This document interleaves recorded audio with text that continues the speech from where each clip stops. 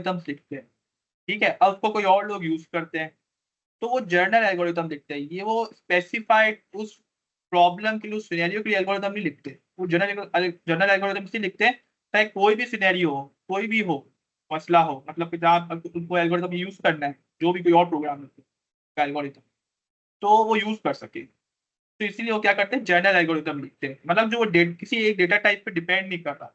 अब वो किस तरीके से होता है, which will work with all data type, her data type पे काम करता है। It eliminates the need to create different algorithms if the data type is an integer, string or a character। ये एलिमिनेट कर देता है नीड को, मतलब कि आपको अलग अलग एल्गोरिथम हर डेटा टाइप के नहीं लिखने पड़ेंगे, एक ही एल्गोरिथम लिखेंगे, सब डेटा टाइप पे वो चलेगा।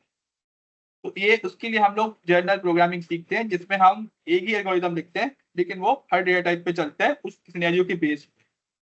हमें हर अलग अलग डेटा टाइप की अलग अलग एल्गोरिथम नहीं लिखना पड़ता, मतलब इंटीजर एकदम अलग अलग एल्गोरिथम लिखे कि वो इंटीजर वाली डेटा को की कैलकुलेशन करे, जैसे कि हमने लिंक लिस्ट बनाया था, एरे बनाया था, तो वो इंटीजर के लिए अलग बनाना पड़े, स्ट्रिंग के लिए अलग बनाना पड़े, कुछ चेंजेस करनी पड़े, करेक्टर के लिए अलग करनी पड़े, क्योंकि डेटा टाइप चेंज हो गई ना, तो जाहिर सी बात है वो फिर उसको वर्किंग भी डिफरेंट हो जाती है। तो वो वहाँ पे वो एज डेटा टाइप वो इंटीजर ले रहा होता है, जैसे हम जब उसको इंप्लीमेंट करते थे तो इंटीजर का वेरिएबल बनाते थे, सब चीजें करते थे, वहाँ तो स्ट्रिंग वाले चाहिए होंगे। तो इसीलिए हम जनरल डेटा टाइप बनाते हैं, ताकि वो वहाँ पे जब इंटीजर वाला तो इंटीजर वाला काम करे, स्ट्रिंग हो तो स्ट्रिंग वाला हो जाए। तो इसलिए generic programming is a style of computer programming in which algorithms are written in terms of types to be specified later that are there in initiated when need for specific type provided parameters।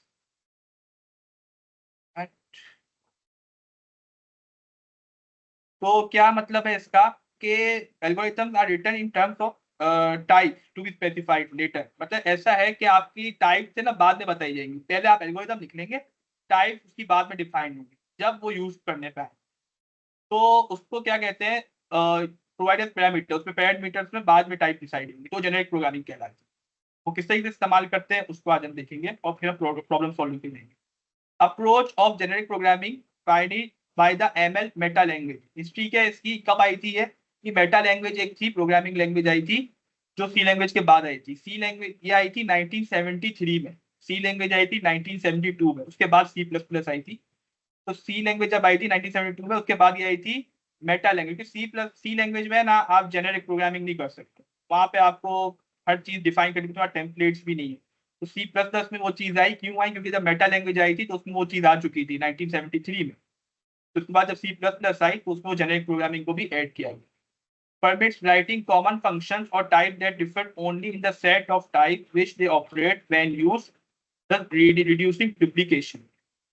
ये बस वही बात है कि आपको बार bar code ना लिखना पड़े, एक ही कोड को आप रिपीट ना करें बार बार, अलग अलग डेटा टाइप के लिए आप एक ही कोड लिखें, वो हर डेटा टाइप पे चले।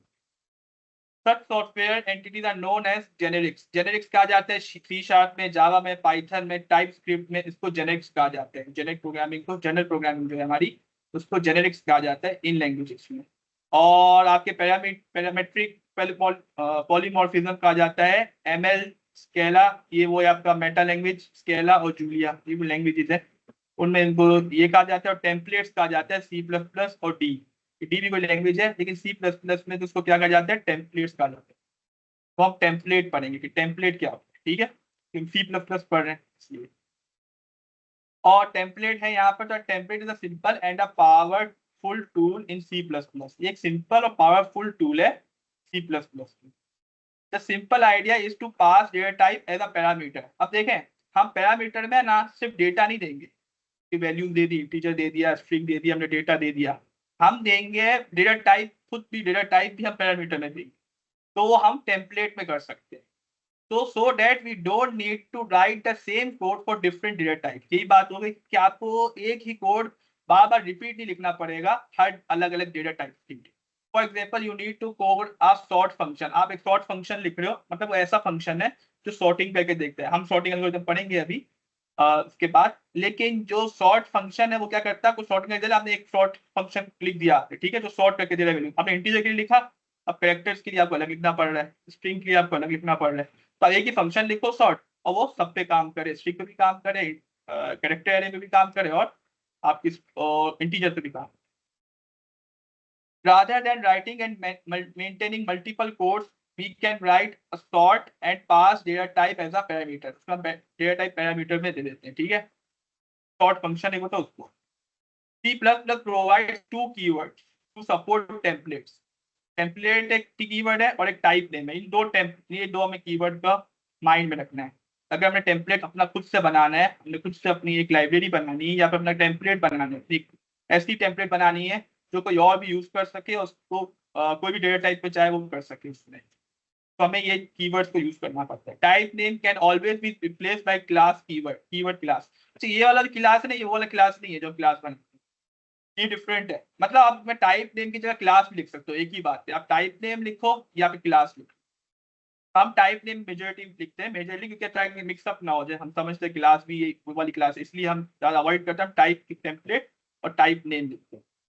Templates are expanded at compile time. एक कंपाइल टाइम में ही काम कर जाती है, ये रन टाइम पे नहीं जाती। कंपाइल टाइम में इनको डिसाइड कर लिया जाता है कि इस टेम्पलेट में कौन सी डेटा टाइप आ रही है, मतलब कि वहां पे कौन सी डेटा टाइप उस सिनेरियो में यूज हो रही है, तो ये कंपाइल टाइम में डिसाइड हो जाता है। तो इसीलिए तुम्हें कंपाइल कोड में contain multiple copies of function या क्लास। आप जो फंक्शन पे टेम्पलेट को यूज कर रहे हो सकता है कंपाइलर हर डेटा टाइप की अलग अलग उसको बना दे, कॉपीज बना दे, उसकी इंटीजर की अलग बना दे, स्ट्रिंग की अलग बना दे, वो कर ले। आपको नहीं करना पड़ेगा, आप एक ही लिखोगे कोड। हो सकता है वो ऐसा काम करे, लेकिन वहां पे क्या होगा, वो मल्टीपल डेटा टाइप के लिए काम कर सकते हैं एक ही फंक्शन या एक ही क्लास। फंक्शन टेम्पलेट और जेनेरिक फंक्शन कहा जाता है, और क्लास टेम्पलेट, दो चीजें होती है। फंक्शन टेम्पलेट अलग होता है और क्लास टेम्पलेट अलग। चलो अब हम इसको जरा कोड में करके देखते हैं कि हम टेम्पलेट कैसे बना सकते हैं, ठीक है। यहाँ पे मैंने कुछ टेम्पलेट बना के रखी थी, यहाँ पर ये बात। अच्छा, ये क्या चीज है, पहले हम इसको ऐसा करते हैं, तो मैं कमेंट करता हूँ दोबारा से, मैं लिखता हूँ कोड। ये तो सीधा पहले सिंपल कोड लिखते हैं कि सिंपल कोड हम पहले कैसे लिखते थे, ठीक है। सबसे पहले हम क्या करते थे, कोड लिखें अगर हम, जो हमें ये बता दे कि कौन सा नंबर बड़ा है ना, ग्रेटर ग्रेटर नंबर हमें निकाल के दे। इंट ग्रेटर, ये मैंने कोड लिखा, और इसमें मैं कुछ वैल्यूज दूंगा, इंट ए कॉमा इंट बी, ठीक है। तो यहाँ पे क्या होगा, मुझे ये ऐसा फंक्शन है जो मुझे बताएगा कौन सा नंबर दोनों में से बड़ा है, ठीक है। तो अब मुझे दो नंबर्स मिलने हैं, अब मैं लिखूंगा if A greater than B. अगर ए बी से बड़ा है तो क्या करो, मुझे रिटर्न करके दो उस वाले वेरिएबल का वैल्यू जो बड़ा है। अभी ए अगर बड़ा है बी से तो हम ए को रिटर्न कर देंगे, अगर बी बड़ा होगा तो हम, या बराबर होंगे तो हम बी रिटर्न कर देंगे। मतलब सिंपल कोड लिख रहे हैं अभी हम लोग, ज्यादा उसमें वो नहीं जा रहे, तो अभी बी लिख देते हैं, ठीक है। मतलब ए बड़ा है बी से तो ए लिख देंगे, रिटर्न करेंगे, वरना बी रिटर्न करेंगे। मतलब फर्स्ट का यहाँ डुप्लीकेट नहीं आया, ठीक है। अच्छा, सेम वैल्यूज नहीं आए। अब अगर हम यहाँ पे हम लिखते हैं और हम बोलते हैं इंट मेन, फंक्शन बनाते हैं हम, ये हमने एक फंक्शन बनाया है, और यहाँ पे हम क्या करते हैं, इसको बोलते हैं कि आप बताओ कौन सा वो जो है हमारा वेरिएबल बड़ा है। मतलब कि अगर हम एक वैल्यू लिखते हैं एक्स, रख देते हैं वेरिएबल का नाम, उसमें रखते हैं हम 6, ठीक है। और एक और वेरिएबल बना लेते हैं, और इसमें हम वैल्यू रख देते हैं 12। अब हमने क्या करना है, उस फंक्शन को भेजनी है वैल्यूज। तो हम क्या करेंगे, हम इस सी आउट डायरेक्ट प्रिंट करवाते हैं वैल्यू को, क्रिएटर। तो हमने वैल्यू भेजी, कौन कौन सी वैल्यू भेजेंगे, हम एक्स और वाई को भेज देंगे। ये हमने भेज दिया उस फंक्शन को। अच्छा, यहाँ पे एक एरर क्यों आ रहा है, एक मिनट। ओके ओके, ठीक है। तो रिटर्न ए, अच्छा यहाँ पे ये है कि कंडीशन ट्रू हुई है तो ठीक है। अच्छा, यहाँ पे हमने क्या करा, एक्स एक वेरिएबल बनाया जिसकी वैल्यू रखी 6, और एक और वेरिएबल बनाया वाई जिसकी वैल्यू रखी 12। अब क्या करना है, हमने क्या करना है, इसको प्रिंट करवाना है कि कौन सी वैल्यू बड़ी है। यहाँ पे रिटर्न ये 14 में ये कर रहा है क्योंकि, हाँ ठीक है, सही। अच्छा ठीक है, तो हमने क्या करना है, मेन फंक्शन बनाया, उसमें क्या करा हमने, इन वैल्यूज को हम प्रिंट करवाने इस फंक्शन को कॉल करके कौन सी वैल्यू बड़ी आ रही है। एक मिनट,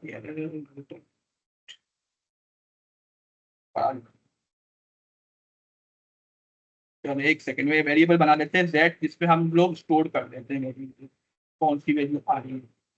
अब जैसे कि हम भेजेंगे x और y, ठीक है, हमने वैल्यूज भेजी और दिया आउट, ये हमने इसको प्रिंट करवा दिया, ठीक है। तो यहाँ पे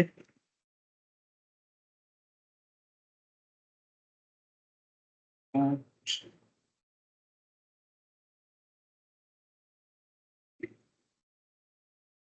ठीक है। अच्छा, असल में मसला ये आ रहा है कि यहाँ पर मेन फंक्शन तो ठीक है। अच्छा ठीक है, तो यहाँ पे क्या है, जैसा कि यहाँ पे देखें आप, तो हम क्या करेंगे अब, पता है मकसद आप लोगों को ये था कि अगर हम लोग को ये करना है तो अभी तो ग्रेटर आ रहा है ना, ये सिर्फ इंटीजर पे काम कर रहा है। अब तो आप चाह रहे कि फ्लोट काम करे, या आप चाह रहे कि कभी स्ट्रिंग पे भी काम करे, तो आपको उसकी टेम्पलेट बनानी पड़ेगी। ठीक है, तो हम टेम्पलेट कैसे बनाएंगे? टेम्पलेट हम ऐसे बनाएंगे कि यहाँ पर कि हम क्या लिखेंगे, सबसे पहले हमने लिखना है टेम्पलेट। ठीक है, टेम्पलेट लिखेंगे, उसमें हम लिखेंगे, यहाँ हम लगाएंगे इसको एंगुलर ब्रैकेट कहते हैं इसको, ये जो चीज होती है टाइप नेम। ठीक है, टाइप नेम लिखेंगे और टी, ये हमने इसका एक टेम्पलेट बना दी टी के नाम। अब क्या करना है, ये तो हमने बना दी। अब हमने ये जो टेम्पलेट लिखी ना, इसके बाद ही हमने फंक्शन को डिफाइन किया। तब यहाँ पे हम फंक्शन को डिफाइन करें, अब यहाँ पे आप लिखते टी, और यहाँ पे आप इंट की जगह में टी लिखते हैं, और जहां जहां पे डेटा टाइप इंट यूज किए ना वहां टी लिखते हैं। तो ये क्या हो गया, जनरल फंक्शन बन गया। अब ये क्या है, अब ये फ्लोट के लिए भी काम करेगा और उसके लिए इंटीजर के लिए भी काम करेगा। अब अगर हम चाह रहे हैं कि यहाँ पर इसको हम करें, अच्छा अब हम चाह रहे हैं कि यहाँ पे एक्स और वाई है, ये दो हमारे पैरामीटर्स है, इसको हम फंक्शन में भेजेंगे ताकि हम क्या करें, और उस पर हम एक ग्रेटर वैल्यू निकाल के दें। ठीक है, अच्छा एक मिनट, ओके ठीक है। ओके, तो यहाँ पे क्या होगा, हम इस फंक्शन को पैरामीटर्स भेजेंगे। सही, ठीक है, तो हम क्या करेंगे, तो पैरामीटर्स भेजेंगे, तो हम ऐसा करते हैं डायरेक्ट फंक्शन को ही कॉल कर लेते हैं कि यहाँ पे हम उसको पहले वैल्यूज भेज देते हैं। हम जैसे कि यहाँ पे उसको भेज रहे हैं, ये फंक्शन को कॉल करते हैं हम ग्रेटर, और यहाँ पे उसको वैल्यूज भेजते हैं, जैसे कि ये भेजी 5 और 9।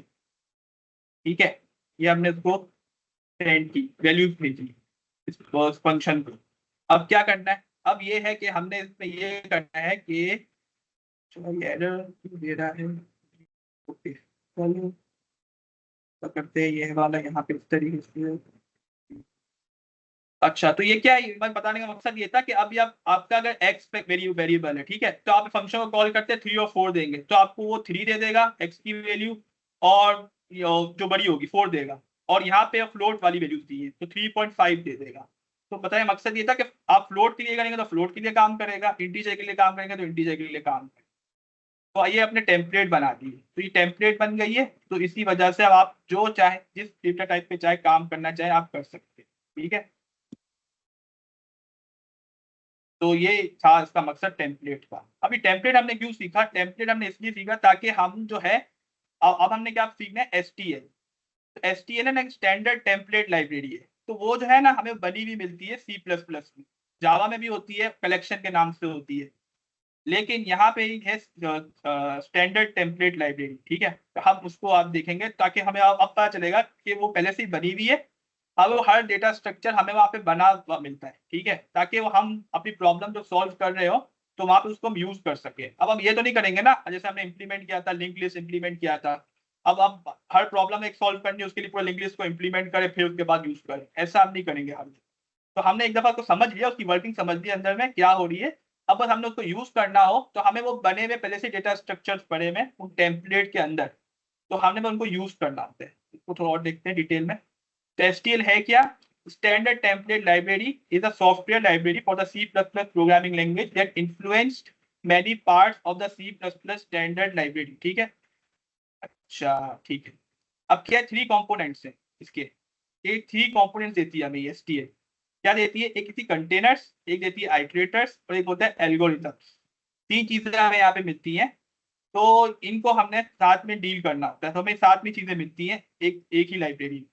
तो STL provide set of common classes for C++ such as containers and associate arrays that can be used with any built-in type and with any user-defined data type support same elementary operations। तो आप same elementary operation, जो आपके elementary operation मतलब ये है कुछ basic operation से आपके, जो आपको हर दफा चाहिए ही होते हैं, कोई प्रॉब्लम सॉल्व कर रहे हो, कुछ भी काम कर रहे हो तो आपको चाहिए होते हैं। जैसे कि एक फंक्शन चाहिए होता है जो आपको पूरी एरे में से ग्रेटर एलिमेंट निकाल के दे दे, ठीक है, या ऐसा फंक्शन चाहिए होता है जो आपको एलिमेंट को एरे में इंसर्ट करके दे दे, जैसे हमने एरे में इंप्लीमेंट भी किया था, जब हमने एरे फंक्शन बनाया था, क्लास जो बनाई थी सेकंड सेशन में, तो वहां पे भी हमने यही किया था कि क्या किया था, वो एरे पूरी क्लास थी, उसके अंदर हमने फंक्शन बनाए थे जिसमें क्या था, वो काम ये करते थे कि वो डेटा को अरेंज करते थे। जैसे इंसर्ट था तो वो बीच में इंसर्ट करता था, अपेंड था वो एलिमेंट को लास्ट में अटैच करता था, तो डिलीशन था। तो ये सारी जो चीजें थी एलिमेंट्री ऑपरेशन है, तो ये हमें चाहिए ही होते हैं। तो वो हमें बने बनाए एसटीएल में मिलते हैं ताकि हम उनको यूज कर सकें, और मजीद कोई चीज करनी तो हम अलग से उसमें ऐड कर सकें। ठीक है, तो एसटीएल में यूज नहीं करते, हम अपनी फंक्शनलिटी में यूज करते हैं। अगर कुछ चीज चाहिए तो हमें वहां मिल जाती है बनी हुई। ठीक है, तो STL algorithm the independent of containers. तो ये ऑल ईयर देखिए, एसटीएल एल्गोरिथम अलग चीज है। वो वाला एल्गोरिथम ये है कि एल्गोरिथम मतलब फंक्शंस, जो एसटीएल आपको लाइब्रेरी में जो फंक्शंस मिलेंगे उनको ये एल्गोरिथम क्या है। तो एल्गोरिथम्स क्या है, वो क्या है यहाँ पर, आर इंडिपेंडेंट ऑफ कंटेनर्स। तो कंटेनर से इंडिपेंडेंट होते हैं, आप कंटेनर से उनका ताल्लुक नहीं होता है। अगर आप कंटेनर में यूज करना चाहते हैं तो आप उनकी वैल्यू देते हैं, तो उसमें वो काम होता है। वो हम जब प्रॉब्लम सॉल्विंग करेंगे तो आपको समझ आएगी। Which significantly reduces the complexity of the library. STL provide इस result through the use of templates. ठीक है, तो ये यूज के ये पता नहीं मकसद था टेम्पलेट का आप लोग को कि एसटीएल आप पता चले ना कि कैसे काम कर रहा है, एसटीएल में कैसे हो रहा है ये सब। तो आपको चला कि टेम्पलेट बनाते हैं, उसमें टेम्पलेट पहले से बनी हुई है। हम उसको डेटा टाइप बताते हैं कि भाई इंट डेटा टाइप है, ये लो int data type as parameter उसको भेजते हैं।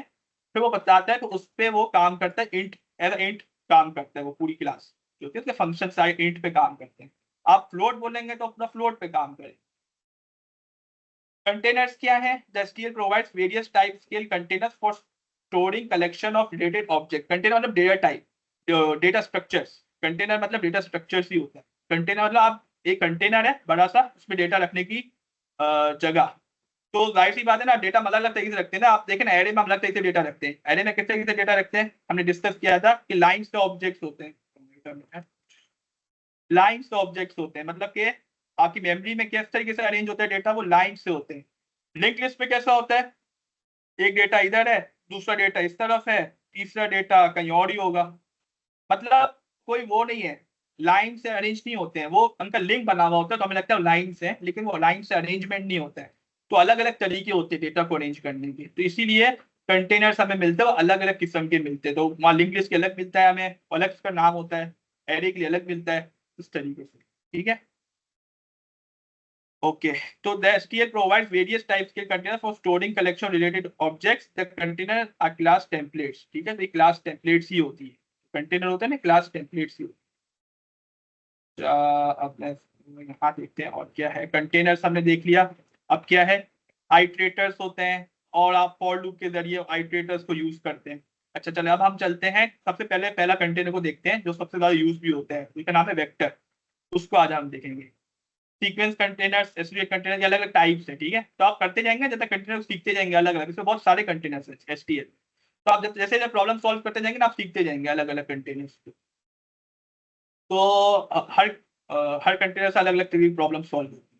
अच्छा, अब हम चलते हैं वेक्टर पे। वेक्टर क्या है, अभी वेक्टर है फर्स्ट कंटेनर जो सबसे ज्यादा यूज भी होता है, और ये बेसिक कंटेनर है, मतलब कि ये समझे हर प्रॉब्लम में यूज होता है और काफी ज्यादा यूज होता है। वेक्टर, वेक्टर क्या है, vector is a sequential container. ठीक है, एक सीक्वेंस वाला कंटेनर, मतलब एक एरे है। हमें एक एरे बना के देता है, प्री बिल्ट हमें एरे मिलती है। अब एरे क्यों मिलती है, वो तो हमें एरे पहले भी मिलती थी, जो हम लिखते हैं इंट ए स्क्वायर ब्रैकेट 100।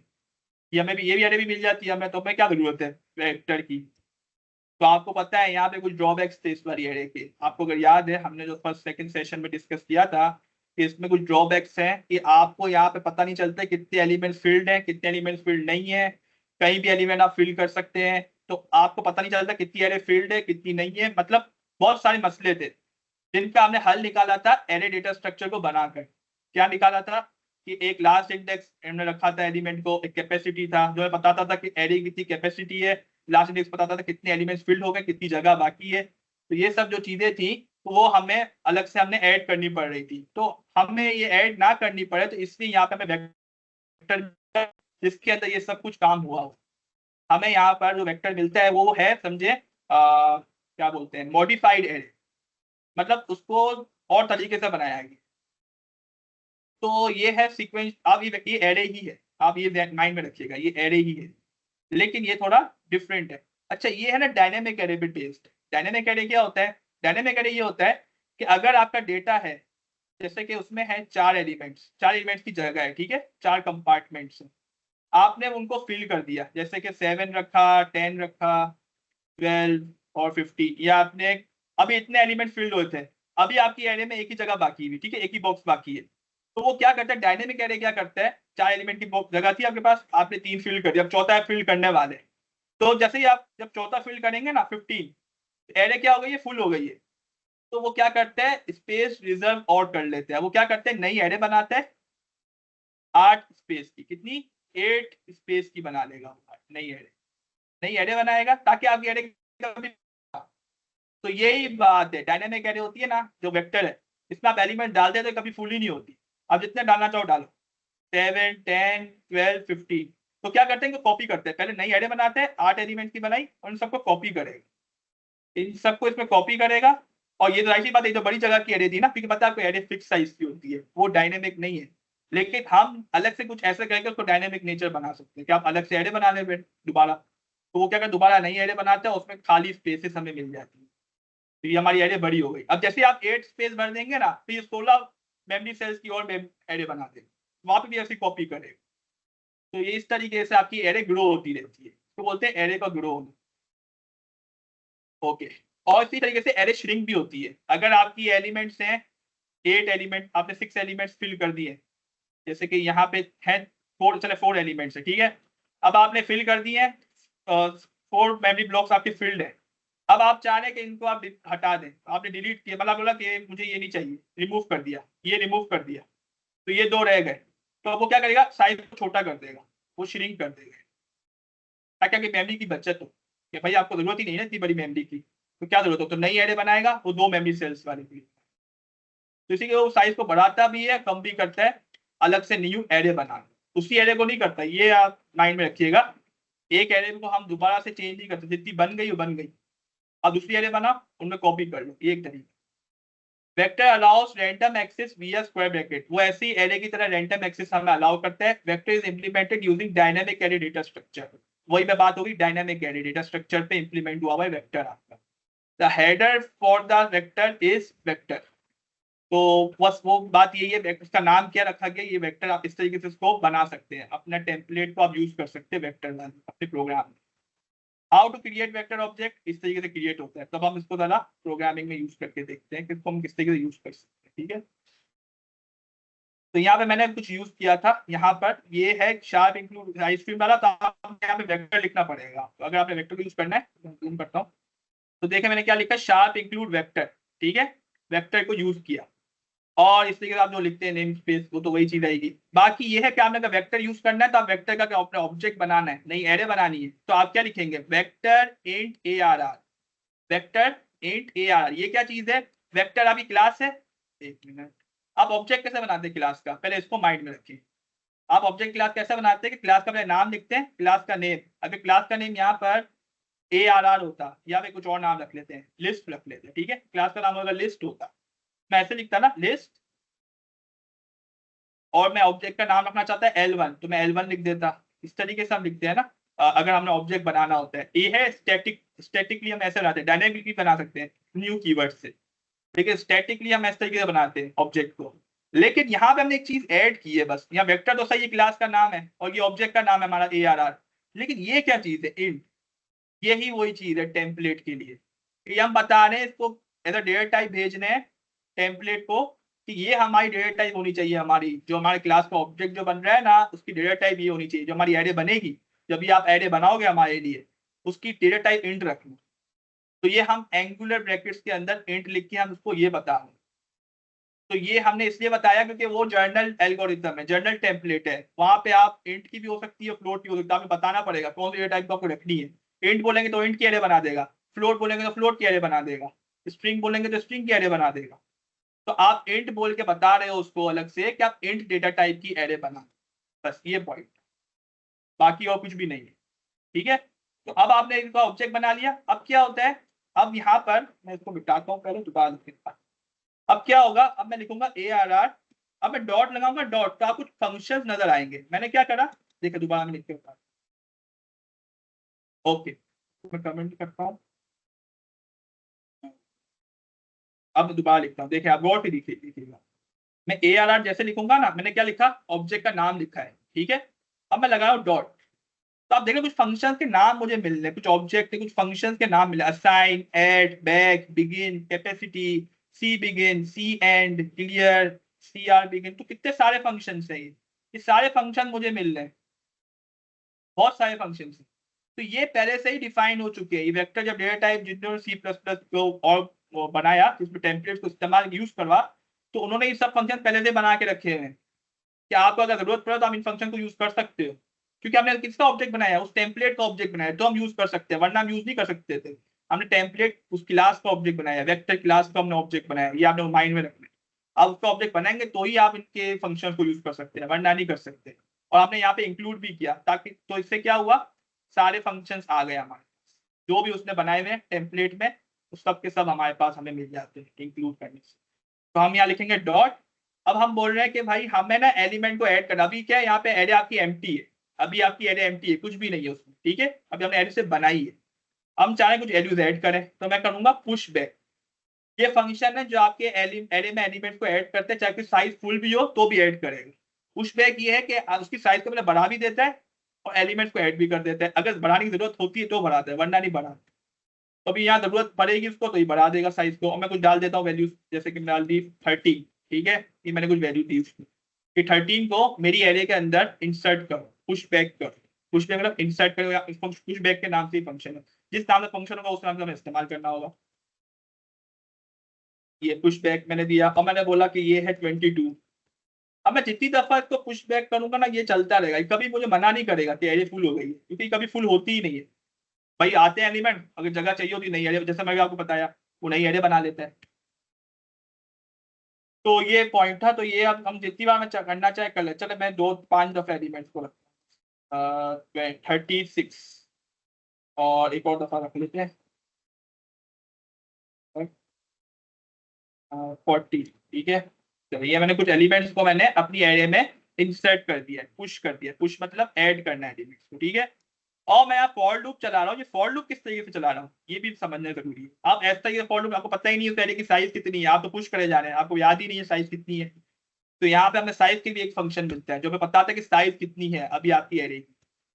तो यहाँ पे हम क्या करेंगे, फॉर लूप किस तरीके से चलाया, इंट आई इक्वल टू 0, जैसे हम लिखते हैं फॉर लूप के अंदर इंट आई लिख सकते हैं, क्योंकि पता है आपको ये सिर्फ इसकी लोकल वेरिएबल है, जो आई है ना, अभी सिर्फ फॉर लूप के अंदर ही चल सकता है, क्योंकि इसको अंदर डिक्लेयर किया आई इक्वल टू 0 और I less than A R R dot size, मतलब आपकी जो एरे की जो साइज है वहां तक इसको चलाना है। यहाँ पे एक कम देखें, अभी यहाँ पे साइज पे क्या आएगा, 3 4 5, 5 वैल्यूज है तो 5 आएगा, क्या आएगा यहाँ पर 5, क्योंकि आपके 5 वैल्यू, जितनी वैल्यूज होंगी उतनी साइज आएगा इसके पास। 5 बता देगा कि भाई 5 है, तो आई लेस देन 5, ये लूप चलेगा सिर्फ 5 बार, 5 बार चलेगा और हमें वो वैल्यूज प्रिंट करके देगा, जितनी इसके अंदर वैल्यूज है, जितनी वैल्यूज होंगी उतनी प्रिंट करके देगा ना। तो हम इसको चला के देखते हैं।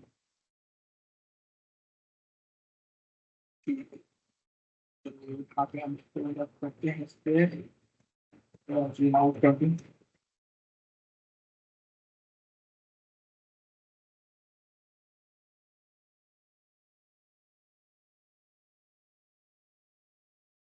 तो आप देख सकते हैं हमें वैल्यूज मिल गई। मैंने किसी की दी थी, पहले 13 दिया था, फिर 20 दिया था, फिर 30, 36 और 40। तो इस तरीके से पहले 13 आया, उस तरीके से 5 की 5 वैल्यूज हमें यहाँ पे मिल गई। तो एरे में हमारी वैल्यूज फिल होती जा रही है। तो हम वहाँ वेक्टर यूज करते हैं, आप फिर हम वहाँ एरे यूज नहीं करते, हम वेक्टर यूज करते हैं, वो एरे ही होता है, फिर आप लोग को ये माइंड में होना चाहिए। ओके, तो अब हम इसमें और भी मजीद फंक्शंस हैं। ये तो हमने एक फंक्शन अब यूज किया इसका, पुश बैक और साइज का यूज किया, इसमें हमें और फंक्शन भी मिलते हैं, जैसे कि आप जान रहे हैं कि एलयू को आप और पॉप बैक, यस, एक पॉप बैक भी फंक्शन होता है। वो क्या करता है, जो लास्ट में वैल्यू होगी ना उसको हटा देगा, जो भी लास्ट में वैल्यू होगी उसको डिलीट कर देगा। तो जो 40 है ना आपकी 40, इसको वो हटा देगा, कहाँ आ जाएगा 36 तक आ जाएगा। अब आपके माइंड में ये भी आ रहा होगा कि अरे मैं तो डिलीट ही नहीं कर सकते, तो ये डिलीट कैसे करते हैं, वो भी बताता हूँ आपको। ये देखें आप, मैंने पॉप बैक फंक्शन यूज किया था, तो उससे क्या हुआ, लास्ट में वैल्यू डिलीट हो गई, सिर्फ 30, 22, 30, 36 तक आ रहा है, 40 गायब हो गया, क्योंकि लास्ट में 40 था, जो भी लास्ट में होगा वो डिलीट होगा। अब आप चाह रहे हैं कोई स्पेसिफिक वैल्यू डिलीट करना, उसका भी तरीका है। आप चाह रहे हैं किसी स्पेसिफिक वैल्यू को डिलीट करना, ठीक है। अच्छा, उसके लिए क्या करेंगे, उसके लिए पे आपको ना उसका आइटरेटर की वैल्यू चाहिए होगी। अब आपको कैसे करना है, इरेज, एक फंक्शन है इरेज, और यहाँ पे आपने दिया उसको बल्कि ये ऐसे नहीं काम करेगा। हाँ मुझे याद आया, इसमें ना मैं उसके आइटरेटर की आपको वो वैल्यू देनी पड़ेगी, तो उसके लिए हमें एक आइटरेटर बनाना पड़ेगा। वो हम बाद में करेंगे, मसला नहीं है, अभी आप इतना रखें ठीक है, ताकि आप प्रॉब्लम सॉल्विंग में आपको थोड़ी हेल्प मिले, समझ आए किस तरीके से करना है। तो हम कुछ फंक्शन हमने डिस्कस किया है, पुश बैक, पॉप बैक, फिर डिलीट कर सकते हैं लास्ट वाली वैल्यू को, और लास्ट में इंसर्ट करना हो तो पुश बैक को हम यूज करें, ठीक है, अपेंड करना। तो आई होप आप लोग को समझ आया होगा। कोई क्वेश्चन है यहाँ तक किसी का? कोई सर चैट पे कोई क्वेश्चन आया? जी सर, किसी ने पूछा है कि अगर डेटा टाइप नहीं बताएं तो क्या होगा, बाय डिफॉल्ट क्या लगेगा। Okay okay. अच्छा यहाँ पे मसला ये है, अगर डेटा टाइप नहीं बताएंगे ना तो ये एरर देगा, मतलब बाय डिफॉल्ट ये नहीं कर पाएगा, क्योंकि इसको इस तरीके से डिजाइन किया गया है कि इसको आपने डेटा टाइप बता दी है कि आप कौन से डेटा टाइप पे काम करना चाहते हैं। ये journal algorithm, journal data type बनाई गई है इसकी ना, जो क्लास नहीं, journal class.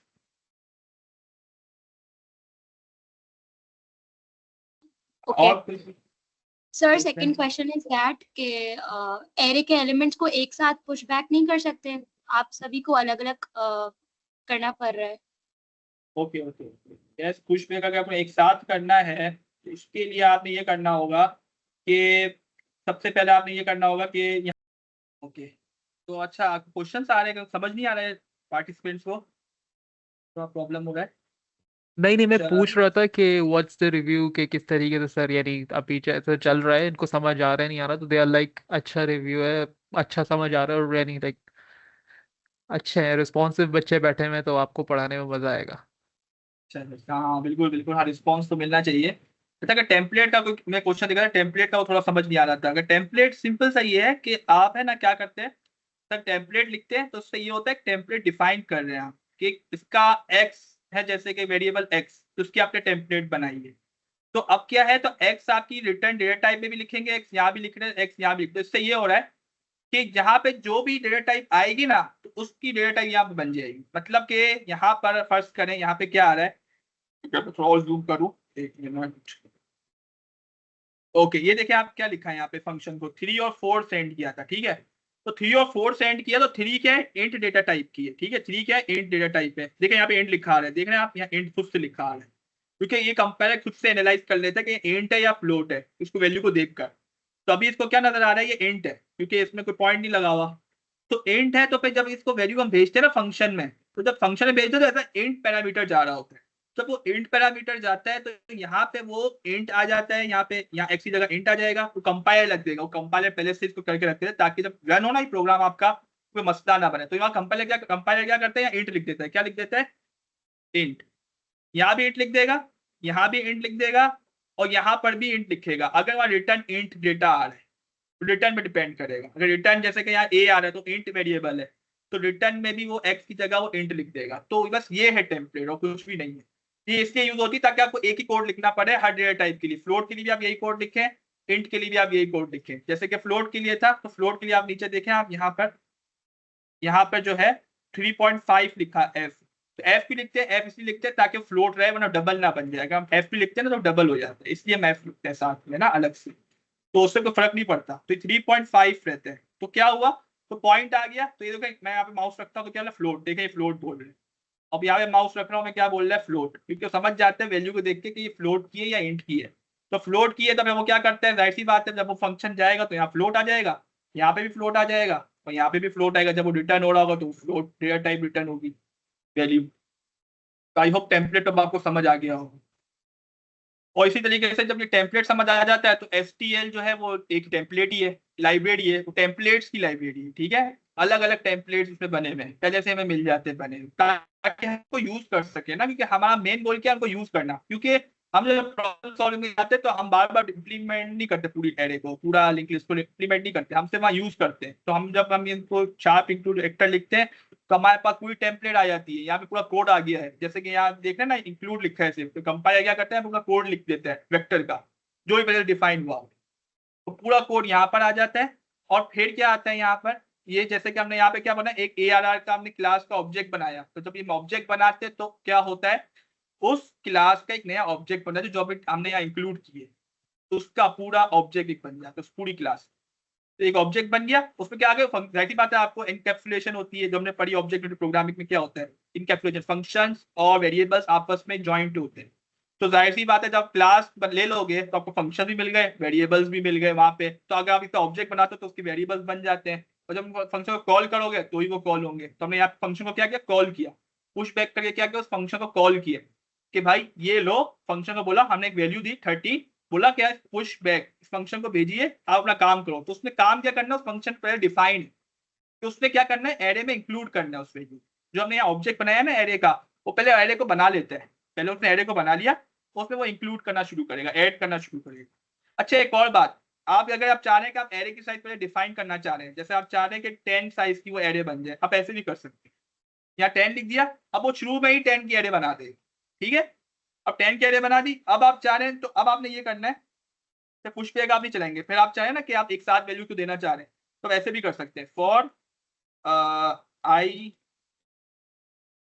int I equal to 0 और I लेस देन 10, ठीक है। अब हम चाह रहे हैं कि हम लूप के जरिए वैल्यूज को दे दें, हम यूं चाह रहे हैं, तो इस तरीके से क्या होगा, अब यहाँ पे होगा क्या कि ये लूप चल रहा है 10 तक चलेगा, क्योंकि हमने साइज 10 रखी हुई है तो हमने 10 तक चला रहे हैं इसको।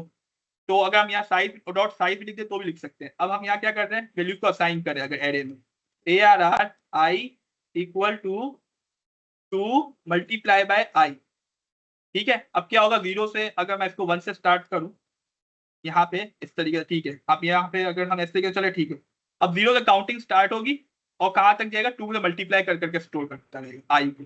अब इसको मैं हटा देता हूँ, मैंने कमेंट कर दिया, ठीक है, इसको हटा देते हैं, मसला नहीं है। अच्छा ठीक है, अब क्या करना है, हम इसको चला के देखते हैं तो क्या होता है। अभी तो उसको स्टोर किया, प्रिंट नहीं करवाया है हमने, अगर आपने प्रिंट भी करवाना है तो फिर आपने क्या करना है, सिंपल फॉर लूप के जरिए प्रिंट करना है तो यहीं पर प्रिंट करवा लें,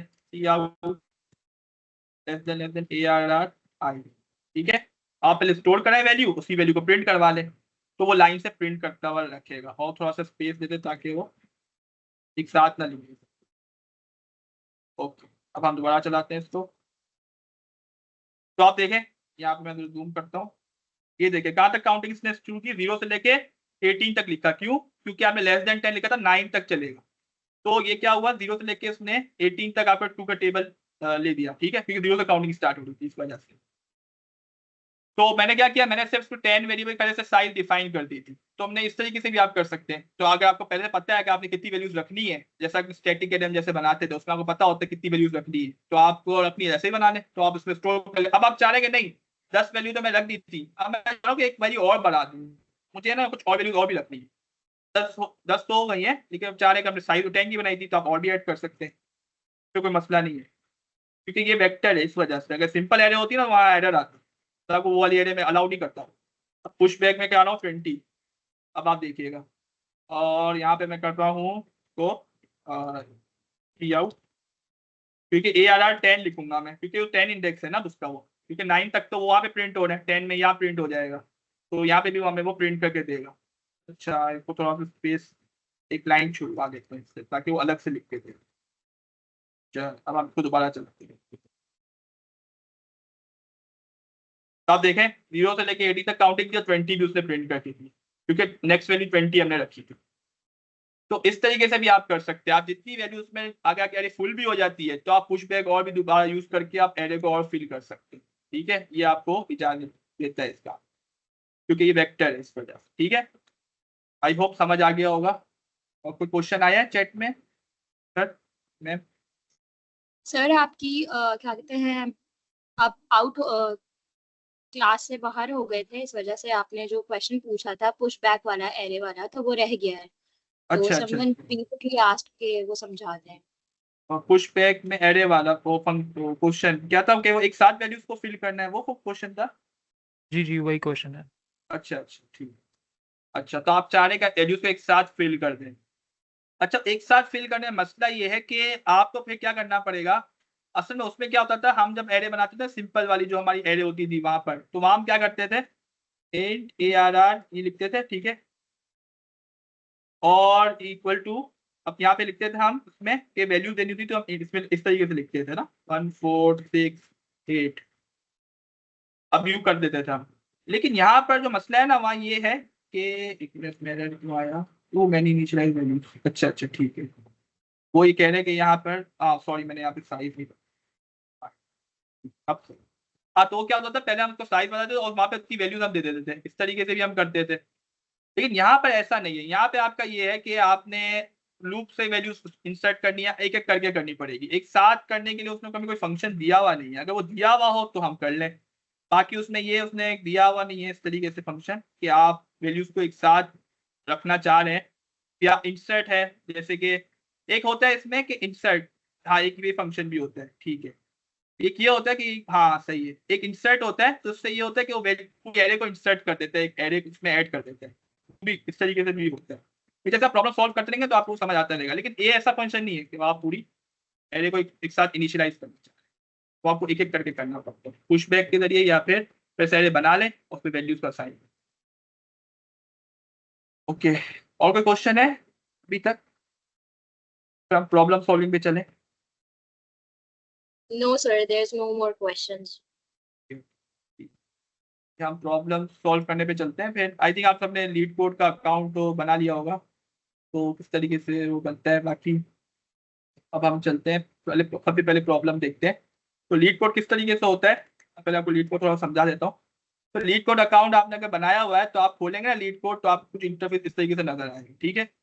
आपने यहाँ पे खोलना है, फिर आपने जाना है प्रॉब्लम्स पे, ठीक है, आपने जाना है प्रॉब्लम्स पे। अभी आपको कुछ चीजें नजर आ रही है, अलग अलग कुछ चीजें लिखी हुई इसमें, कुछ इनके वो चलते हैं, कंटेस्ट भी होते हैं ना हर वीक, वो अलग होते हैं, तो हर चीजें होती है। तो आप प्रॉब्लम पे जाएंगे सबसे पहले, प्रॉब्लम्स पे गए, अब यहाँ पर आप जाएंगे ना तो आपको कुछ इस तरीके से इंटरफेस नजर आएगा, और यहाँ पे आप जब स्क्रॉल करेंगे ना तो आपको सब प्रॉब्लम नजर आना शुरू हो जाएगी। ये सारी लाइन से प्रॉब्लम है, 1 2 3 4 5 6, और जो प्रॉब्लम आप करते जाते हैं वहाँ टिक मार्क आता रहता है, जो प्रॉब्लम आप सॉल्व करते जाते हैं वहाँ पे टिक आता रहता है, ठीक है। तो इस तरीके से वो लाइन से अरेंज है। तो आपको प्रॉब्लम सर्च करनी है तो आप यहाँ से सर्च भी कर सकते हैं, उस प्रॉब्लम का नंबर ले दें या फिर उस प्रॉब्लम का नाम लिख कर दे दें।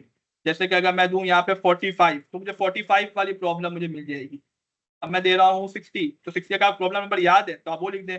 यहाँ पे आपको अगर नाम याद, नंबर याद नहीं लिखा, आपको एरे उसका प्रॉब्लम का नाम याद है तो आप नाम भी लिख सकते हैं यहाँ पे सर्च क्वेश्चन, ठीक है। तो अब सबसे पहली प्रॉब्लम देखते हैं, ये टू सम वाली, कि ये प्रॉब्लम किस तरीके से सॉल्व होती है। तो ओपन करता हूँ, यहाँ पे मैं क्लिक करता हूँ तो इस तरीके से यहाँ पे वो ओपन हो जाएगी, टू सम। अब ये प्रॉब्लम क्या है इसको थोड़ा समझते हैं, कोशिश करते हैं इसको सॉल्व करने की, ठीक है। तो यहाँ पर क्या है, हमें क्या दी जा रही है, एरे, ये इजी प्रॉब्लम, आप लोग इजी प्रॉब्लम स्टार्ट करना है, ठीक है, मीडियम पे नहीं जाइएगा, पहले आप इजी को करें, जब तक आपकी 20-50 प्रॉब्लम इजी नहीं हो जाती, जब तक आप मीडियम पे ना जाए, फिर इस पे प्रैक्टिस करें सिर्फ। अब क्या है, given an array of integers, मैं जरा जूम करता हूँ इसको, प्रॉब्लम स्टेटमेंट यहाँ दी जाती है, यहाँ पे उसको एग्जांपल्स दी जाती है कि इसका आउटपुट किस तरीके से चाहिए इनको, इस तरीके से होते हैं, और कंस्ट्रेंट्स कुछ दी जाती हैं कि इसकी लेंथ कितनी होगी एरे की, इसकी वैल्यूज क्या होंगी, टारगेट क्या होगा, ये सब बताया हुआ होता है, ठीक है। फिर उन्होंने कोई ये कंस्ट्रेंट्स है, कंस्ट्रेंट मतलब चीजें बताई हुई कि प्रॉब्लम में क्या क्या होगा, कौन कौन सी वैल्यूज होंगी, कहाँ तक उसकी रेंज होगी, ये आपको आहिस्ते से समझ आती रहेगी, जितनी आप प्रॉब्लम सॉल्व करते जाएंगे ना आपको इससे यूज टू होते जाएंगे। और फिर यहाँ पे आपको कुछ लेंथ बताते हैं कि एरे की लेंथ कहाँ तक हो सकती है। देखिए ये ना टेस्ट करते हैं आपके सॉल्यूशन को, एक ही टेस्ट केस में नहीं करता, जैसे हम प्रॉब्लम सॉल्व कर रहे हो तो हम एक ही टेस्ट केस देख लेते हैं कि ये काम कर रहा है, ठीक है, वो 100,000 टेस्ट केसेस पे टेस्ट करते हैं आपके प्रॉब्लम को, अलग अलग टेस्ट केसेस, इस पे काम कर रही है, इस डेटा पे काम कर रही है, अगर इसको ये वाला डेटा दे तो ये वाला काम करती है या नहीं करती है, आपका सोल्यूशन सही काम कर रहा है या नहीं कर रहा है, आपका सोल्यूशन गलत काम तो नहीं कर रहा। तो इसीलिए तो ये 10⁹ तक डेटा तक वैल्यूज, मतलब इतनी बड़े डेटा तक ही जाते हैं टेस्ट करने के लिए आपकी प्रॉब्लम। बाकी आपको और चीजें भी समझ आएंगी, पहले हम प्रॉब्लम को थोड़ा देखते हैं। अच्छा क्या है, given an array of integer nums and integer target, return indices of two numbers such that they add up to target. Okay, मतलब आपको एक इंटीजर्स एरे दी जाएगी, नम्स नाम की एरे, ठीक है, इसका नाम होगा नम्स, और एक इंटीजर टारगेट दिया जाएगा। उसमें करना आपने ये है कि आपने रिटर्न क्या करना है, टू इंडिसेस, इंडिसेस मतलब इंडेक्सेस, ठीक है, ये इंडेक्सेस है, of two number such that they add up to target, वो ऐड करने से वो टारगेट की वैल्यू बन जाए। अब ये क्या मतलब है यहाँ पर इसका, आप कुछ एरे तो दी जा रही है ना, एरे तो आपको पता है क्या होती है, यहाँ पे आपको कुछ एरे दी जा रही है, ठीक, ओके, तो अभी हमें यहाँ कुछ दी जा रही है एरे, ठीक है। तो हमने क्या करना है, उसको यहाँ पर एक एरे है, तो यहाँ पे हमें कुछ वैल्यूज भी होंगी इस तरीके से। अब आपने करना ये है कि आप जब वैल्यूज को दो को ऐड करें ना तो वही चीज वापस बन जाए, ठीक है, आपने ये करना है। तो आप करेंगे कैसे, ये होगा ऐसे कि जैसे कि आप यहाँ पे है 5, तो अब यहाँ पे हम अगर इसको देखें तो ये इस तरीके से है कि आपको एरे बनी हुई है, ठीक है, एक एरे बनी हुई है यहाँ पे बड़ी सी, ठीक है। अब यहाँ पे ये है कि इसको आपने क्या करना है, उसको स्टोर की हुई है उसमें कुछ वैल्यूज आपको बनी बनाई मिल रही है, ठीक है, आपको एरे बनी भी मिल रही है। अब आपने उसमें कुछ वैल्यूज रखी हुई है, यहाँ पे कुछ वैल्यूज है। अब जैसे कि यहाँ पे है 7, 9, 5, 11 और 2, ठीक है। अब फर्स्ट करें आपका टारगेट है 9, टारगेट क्या है आपका 9 है कि 9 मतलब टारगेट इज इक्वल टू 9। अब करना ये है कि दो कोई भी आप वैल्यूज को लें उनको जब प्लस करें तो वो टारगेट वाली वैल्यू बन जाए, आपने ये कोशिश करनी है। कोई भी दो वैल्यूज ले लें इस में, तो आपने फर्स्ट करे, आपने फर्स्ट टाइम ली तो आपने ली ये वाली, एक 7 को लिया आपने इस इंडेक्स वाली वैल्यू को, ये इनकी इंडेक्सिंग है 0, 1, 2, 3, 4। तो ये वाली 7 वाली वैल्यू को लिया और आपने क्या करा, इस वाले इंडेक्स वाली वैल्यू से प्लस करा। तो क्या हुआ, जब दोनों को आपने प्लस किया तो क्या आंसर बना आपके पास 16। तो ये टारगेट के बराबर तो नहीं आया ना, 9 चाहिए था टारगेट तो आपको, तो ये आपका गलत हो गया, ठीक है, ये गलत हुआ। फिर आपने दोबारा चेक किया, 7 को मैच किया 5 के साथ, ठीक है, 7 को 5 मैच करें 5 के साथ प्लस करके देखें 5 को 7 के साथ, तो आपको क्या बना 12। तो 12 आपका क्या ठीक आंसर है, वो तो आपको 9 चाहिए, या तो 12 आ रहा है, ये भी गलत है।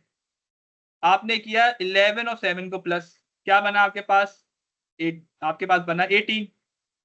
क्या ये 18 आपका सही जवाब है, आपको तो 9 चाहिए, ये भी गलत हो गया। अब आपको मिला 2, अब आपने 7 और 2 को प्लस किया, आपके पास आंसर आया 9। हाँ, अब आपने कहा ठीक है, अब मेरा आंसर ठीक है, तो अब मुझे ये आंसर मिल गया। अब आपने करना ये है कि इन दोनों के इंडेक्सेस का बताना है कि इन दोनों के इंडेक्स क्या है। तो आप क्या करोगे, एक एरे बनाओगे, ठीक है, एक एरे बनाओगे, उसमें क्या होंगे, दो इंडेक्सेस की वैल्यूज होंगी। तो इसका इंडेक्स है 0, इसका इंडेक्स है 4। तो आपने ये रिटर्न कर कि ये एरे है, इसमें दोनों इंडेक्सेस आपने देने और बताना कि ये दो इंडेक्सेस है, इन दोनों की वैल्यूज अगर आप इस एरे में से आप सम करेंगे, इन दोनों इंडेक्स की वैल्यूज को, इंडेक्सेस को नहीं वैल्यूज को प्लस नहीं तो आपकी टारगेट वैल्यू बन जाएगी। तो आपने बस ये रिटर्न करनी, ये क्वेश्चन का मकसद है। आई थिंक क्वेश्चन आप लोग को समझ आ गया हो। तो इस तरीके से ये है, अगर हमें अब अगर ये नहीं होता, ये टेस्ट केस फेल हो जाता, फिर हम 9 के साथ मैच करते हैं इन सबको आगे वालों, फिर हम 5 के साथ मैच करते हैं इन आगे वालों को। अगर ये मैच नहीं हो रहे होते, अगर 7 और 2 हमें नहीं मिलते, कंप्लीटली पेयर नहीं मिलता, हो सकता है 9 और 2 मैच करते बाद में, ये भी हो सकता था। तो फिर हमें हर पॉसिबिलिटी चेक करनी पड़ी, तो हमें पता चलेगा कौन सी वाली टारगेट की वैल्यू है कौन सी नहीं। तो बस ये प्रॉब्लम थी, अब इसको हम सॉल्व करते हैं कि तो सॉल्व हम कैसे कर सकते हैं, ठीक है। मैंने वेक्टर तो आप लोगों को समझा दिया, वेक्टर से हमने इसको यूज करके करना है, क्योंकि वेक्टर हमें मिलेगा वहां पे, क्योंकि लीड कोड में जो भी प्रॉब्लम सॉल्व कर ले वहां पे आपको वेक्टर ही मिलता है, वहां पे आपको एरे नहीं मिलती, क्योंकि वो वेक्टर पे काम करता है। अच्छा, ये है नम्स, ये है आपका टाइम टारगेट। तो आप देखें अब ये आंसर क्या है, अब एग्जाम्पल को अगर आप देखें तो यहाँ पे कुछ वैल्यूज दी गई है, ठीक है। अब यहाँ कुछ वैल्यूज है, 2 है, एक मिनट, 2 है, फिर इसके बाद ये 7 है, 11 और 15 है। तो 2 को आप लें और 7 को प्लस करें, मैं इंडेक्सेस भी लिख देता हूँ इनके यहाँ, 0, 1, 2, 3। अब मैं 2 और 7 को प्लस करूं तो मेरे पास क्या बन जाता है, 9 बन जाता है। तो मेरा टारगेट 9 मुझे मिल गया। तो मैंने बता दिया कि 0 इंडेक्स पे देखो वैल्यू, 1 इंडेक्स पे देखो, आपको यहाँ पे टारगेट मिल जाए, तो मुझे ये रिटर्न करना है, ये फंक्शन से मुझे ये रिटर्न करना है, मुझे मेरा आंसर ये है। लिखा हुआ एक्सप्लेनेशन भी दी है, because nums 0 plus nums 1 equal to 9, we return 0, 1। तो आप देखते हैं हर चीज ये बहुत ब्रीफली एक्सप्लेन करते हैं। तो आपने अटेंशन टू डिटेल करनी है, जब भी आप प्रॉब्लम सॉल्व करने जाए डिटेल पे अटेंशन दे कि क्या क्या लिखा हुआ है, क्या क्या चीजें दी गई हैं, तो आप उससे अंदाजा करें कि आप मुझे सॉल्व किस तरीके से करना है। ये नहीं कि डायरेक्ट बस गए, क्वेश्चन का खोला, सॉल्यूशन वाला कंपार्टमेंट और सॉल्व करना शुरू हो गया, ऐसा नहीं होता। जब भी प्रॉब्लम सॉल्विंग पे आप जा रहे हैं तो आपने हर प्रॉब्लम जब भी सॉल्व करा तो एक चीज को आपने देखना है कि वहां पे ये क्यों दिया हुआ है, इसका मतलब क्या है, कि इससे मुझे सॉल्यूशन में क्या हेल्प मिल सकती है। हर चीज आपने देखनी है ताकि आप सही सॉल्यूशन बनाएं उसका। अब क्या है 3, 2, 4, आपको ये एरे मिली, तो आपने क्या देखा 3 और 2 का प्लस करते हैं तो 5 बनता है, टारगेट वाली वैल्यू तो नहीं बनी। अब क्या हुआ, आपको और कुछ वैल्यूज मिली 2। अब आपने क्या करा, 3 और 2 को देखा तो नहीं हुआ काम, 3 और 4 को देखा तो भी काम नहीं हुआ, 7 बन गया, नहीं हुआ। अब 2 और 4 को आप देखते हैं तो आप इनको प्लस करें तो आपका 6 बन जाता है। तो इसका इंडेक्स 1 है, इसका इंडेक्स 2 है, तो आपने ये रिटर्न। आई थिंक आपको समझ आ गई होगी किस तरीके से करना है। अब प्रॉब्लम को सॉल्व किस तरीके से करना है, अब हमने ये सोचना। प्रॉब्लम समझ आ गई हमें, ये पता चल गया सोल्यूशन में करना क्या है, लेकिन कोड किस तरीके से लिखनी है ये हमें समझ। तो कोड हमने कुछ इस तरीके से लिखना है कि हम नेस्टेड फॉर लूप अगर चलाएं, मतलब नेस्टेड फॉर लूप क्या होता है, एक बड़ा सा फॉर लूप होता है, ठीक है, उसके यहाँ पे कुछ होते हैं, बता देते हैं कहाँ तक ये चलेगा, उसके बाद एक और फॉर लूप आ जाता है, ठीक है। तो ये नेस्टेड फॉर लूप होता है। तो हम करेंगे कुछ यूं कि ये वाला जो बड़ा वाला फॉर लूप, अगर इसको हम यहाँ पे 0 इंडेक्स पर है तो यहाँ पे इसको रोक दे, बाकी सब पे ट्रेवर्स करें आगे वाले वैल्यूज पर। समझ में आया आप लोग को? ये हमने यहाँ पे इसको हमने 0 से स्टार्ट किया इस वाले फॉर लूप को, अब ये भी 0 से स्टार्ट होगा, ये भी 0 से स्टार्ट होगा, ठीक है। ये 1 से स्टार्ट होगा, 0 स्टार्ट नहीं होगा, क्यों? क्योंकि ये आगे वाले पे चलेगा, तो 1 इंडेक्स से आगे तक जाएगा। उसके बाद जब ये 1 पे आएगा, ये फॉर लूप 1 पे आएगा तो ये 2 से स्टार्ट होगा, ये जब ये 2 पे आएगा तो ये 3 से स्टार्ट होगा। तो ये हमेशा एक कदम आगे से स्टार्ट करेगा काम, और कहाँ तक चलेगा, जब तक एरे का एंड नहीं हो जाता। और चेक क्या करते रहेंगे हम, प्लस करके चेक करते रहेंगे कि वैल्यू सेम आ रही है आ रही है, इस वाले फॉर लूप की वैल्यू और इस वाले फॉर लूप की वैल्यू चेक करते रहेंगे। ये किस तरीके से हो रहा है, मैं आपको थोड़ा सा ड्राई रन करके दिखा रहा हूं। देखें आप क्या कर रहे हैं यहाँ पर, दोबारा से मैं थोड़ा एक्सप्लेन करता हूँ। ये देखिए आप फॉर लूप चला रहे हैं, एक फॉर लूप आपका है, वो आप कुछ अभी सर्च करें, ये वाली एग्जांपल है, इसमें कितनी एरे की साइज है 4 है, ठीक है। अब ये फॉर लूप है, ठीक है। अब इसमें क्या होगा, 0 इंडेक्स पहले आएगा, ये 0 इंडेक्स लेकर आएगा, और ये जो नेक्स्टेड फॉर लूप है ना, ये क्या करेगा, कहाँ तक चलेगा, ये चलेगा 1 से लेके 3 इंडेक्स तक। ऐसा ही है, 3 इंडेक्स तक है मैक्सिमम, क्योंकि 0 1 2 3 तक है, 4 नहीं है इंडेक्स, 3 तक चलेगा, इतना लूप चलेगा बस ये। फिर जब ये दोबारा जब ये लूप 1 पे आएगा ना, तो ये चलेगा 2 से लेके 3 तक। जब ये वैल्यू 2 होगी तो ये कितना चलेगा, ये चलेगा फिर 3 से 3 तक, उतना ही चलेगा। तो इसीलिए तो क्या होगा यहाँ पर कि यहाँ पे एक ही टाइम चले, एक आइट्रेशन करेगा। फिर क्या होगा, जब ये फॉर लूप 3 होगा तो ये तो चलेगा ही नहीं, और वो वाला भी फिर एंड हो जाएगा। इस तरीके से हमने इसका सॉल्यूशन बनाना है कि ये नेस्टेड फॉर लूप बनाएंगे, और वो हमेशा दूसरा वाला फॉर लूप आपका एक कदम आगे से चलेगा उस वाले फॉर लूप, क्योंकि हमें पता है हमें बहुत पीछे तक नहीं देखना, क्योंकि हम यहाँ देख चुके हैं इसको जब मैच करते हैं हम, तो हम वापस हमने इसके लिए वापस पीछे नहीं देखना है। तो इसीलिए हम आगे की तरफ ही मूव करेंगे, हम आगे की तरफ देखेंगे, क्योंकि पीछे वाला हम ऑलरेडी देख चुके हैं, बार बार चीज रिपीट तो नहीं करनी ना हमने, इसलिए हम दोबारा दूसरे वाले फॉलो को स्टार्ट नहीं करें 0 से, हम तो उसकी कदम आगे से स्टार्ट करें। आई होप आप लोग को ये समझ आया होगा। और ये डुप्लीकेट वैल्यू नहीं होनी चाहिए कि आप उसी वैल्यू को प्लस करके आंसर लो, इन्होंने मना किया, डुप्लीकेट नहीं होनी चाहिए। मैं आपको दिखा भी देता हूँ, यहाँ पे आप देखें, you may assume for each input you have exactly one solution।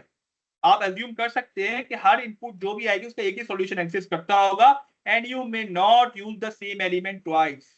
आप कभी भी एक एलिमेंट को दोबारा प्लस करके उसी की वैल्यू आप बोल दे के आ गई है, ऐसा नहीं करेंगे।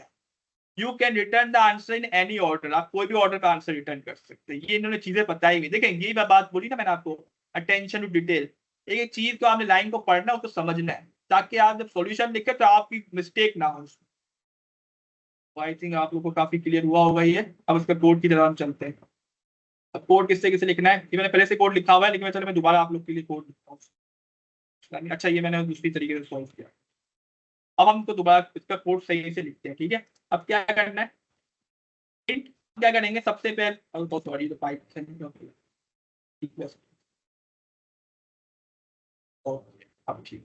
अब आप देख रहे हैं यहाँ पे क्या आ रहा है, वेक्टर। देखें मैंने वेक्टर बोला भी नहीं, वेक्टर लिख के दिया है यहाँ पे। तो यहाँ सब वेक्टर पे काम होता है, एरे का यूज नहीं होती। यहाँ वेक्टर में आपको एरे मिल रही है नम्स नाम की, जिसका रेफरेंस लगा हुआ है यहाँ पे। आप देख रहे हैं रेफरेंस वेरिएबल लगा हुआ है, क्यों लगा हुआ है, तो देखें लीड कोड है ना, आपकी प्रॉब्लम का जो फंक्शन है ना, ये वाला फंक्शन इसको कॉल करता है, ठीक है। ये हमें नजर नहीं आ रहा कहाँ कॉल किया है, लेकिन इससे कॉल किया है। सॉल्यूशन आपकी क्लास है, पब्लिक हमने लिखा, पब्लिक मतलब ताकि इसको फंक्शन को एक्सेस कर सके, वरना प्राइवेट तो फंक्शन को एक्सेस ही नहीं कर सकेगा, ये आपको पता है। बाकी ये पब्लिक ये है, तो यहाँ पे हमने क्या करा, यहाँ पे फंक्शन को हमने बनाया है, और यहाँ पे हमारा फंक्शन बनेगा। तो इसकी बॉडी हमने सिर्फ क्या करनी थी, बॉडी फिल करनी है बस, इस फंक्शन की बॉडी, और कुछ नहीं करना। हमने जब अपनी लॉजिक लिखनी है, देखिए उसको सिर्फ लॉजिक से मतलब है, उसको ये नहीं मतलब कि आप ऑब्जेक्ट बना रहे हैं, आप क्लास बना रहे हैं, आप अलग से फंक्शन को डिक्लेयर कर रहे हैं। उसको मतलब है आपकी लॉजिक से, कि आपकी लॉजिक किस तरीके से बनाते हैं उसको चेक करते हैं। बस इस फंक्शन को वो कॉल करता है, उसको एरे भेजता रहता है। अलग अलग टेस्ट केसेस भेजते हैं। नम्स की एरे कुछ और भेजेगा पहले, फिर कुछ और भेजेगा, फिर कुछ और भेजेगा, थाउजेंड्स ऑफ टेस्ट केसेस पे वो ट्राई करेगा, और टारगेट की वैल्यू भी अलग अलग मैच करता रहेगा, अलग अलग भेजता रहेगा आपके फंक्शन को, चेक करेगा आपका फंक्शन सही आंसर दे रहा है या नहीं दे रहा। ठीक है, तो ये हमने देखना होता है। तो यहाँ पे हमने एरे को रिटर्न भी करना है, एरे को एज अ पैरामीटर भी हमारे पास आ रही है, वेक्टर वाली एरे। और वेक्टर में एम्परसेंड साइन क्यों लगाया हुआ है, ये होते हैं रेफरेंस ऑपरेटर। क्या बोलते हैं इसको, रेफरेंस ऑपरेटर। ये इसलिए लगाते हैं क्योंकि जब वो एरे आ रही होगी ना इसके पास, ऑब्जेक्ट एरे वाला ऑब्जेक्ट, वेक्टर वाला ऑब्जेक्ट जब आ रहा होगा, तो वो एज अ वो आ रहा होगा, एज अ वैल्यू आ रहा होगा। ठीक है, ऑब्जेक्ट आ रहा होगा, उसके पास ऑब्जेक्ट मिल रहा होगा, तो उसको एड्रेस को अगर आपने एक्सेस करना है ना, तो आप एम्परसेंड साइन लगा दो ताकि उस ऑब्जेक्ट को एड्रेस एक्सेस कर दे, ताकि वो पूरी एरे को एक्सेस कर सके। अगर वो एक्सेस नहीं कर, एड्रेस नहीं लेंगे ना, हम एक्सेस नहीं कर पाएंगे पूरी एरे या उसके फंक्शंस को, उस सब चीजों को। तो हम चाहेगा अगर कुछ वैल्यू में चेंज भी करें ना, उस एरे में कुछ चेंजेस भी करें, तो चेंजेस हो जाए। जरा पता होगा पॉइंटर्स हम पढ़ते हैं, तो हम क्या करते हैं, पॉइंटर्स में एड्रेस ले लेते हैं उस एरे का। जब एड्रेस ले लेते हैं तो हम उसमें कुछ वैल्यू चेंज करते हैं, तो वो उस एरे में असल में चेंज हो जाती है। अगर उस फंक्शन से आप चेंज करेंगे तो बाहर भी उसका फर्क पड़ेगा। अगर एड्रेस है तो, अगर आप सिर्फ वेरिएबल बेचते हैं, वैल्यू बेचते हैं, आप उसमें कुछ चेंजेस करते हो तो फर्क नहीं पड़ता, बाहर वही वैल्यू रहती है। फंक्शन से बाहर मतलब फंक्शन की बॉडी से बाहर वही वैल्यू रहती है, आपके फंक्शन में कुछ और हो जाता है। तो ये तो बेसिक कॉन्सेप्ट थे। बाकी ये है कि यहाँ पे आपको ये आप कुछ लिखा हुआ मिलेगा, ये मैंने नहीं लिखा है, ये पहले से आपको सब कुछ लिखा हुआ मिलेगा। ठीक है, तो आपने अपनी लॉजिक लिखनी है। तो अब हमने क्या लिखना है, एक वेरिएबल बनाएंगे, दो वेरिएबल्स बनाएंगे, ठीक है, ताकि हम उन पे ट्रेवर्स करें। अच्छा, उनको वेरिएबल को हम फॉर लूप के अंदर ही बना सकते हैं, चलो हम अलग से बना सकते हैं, इंट आई इक्वल टू 0 और इंट जे इक्वल टू 0। ठीक है, मैंने क्या किया, दो वेरिएबल्स को बना दिया।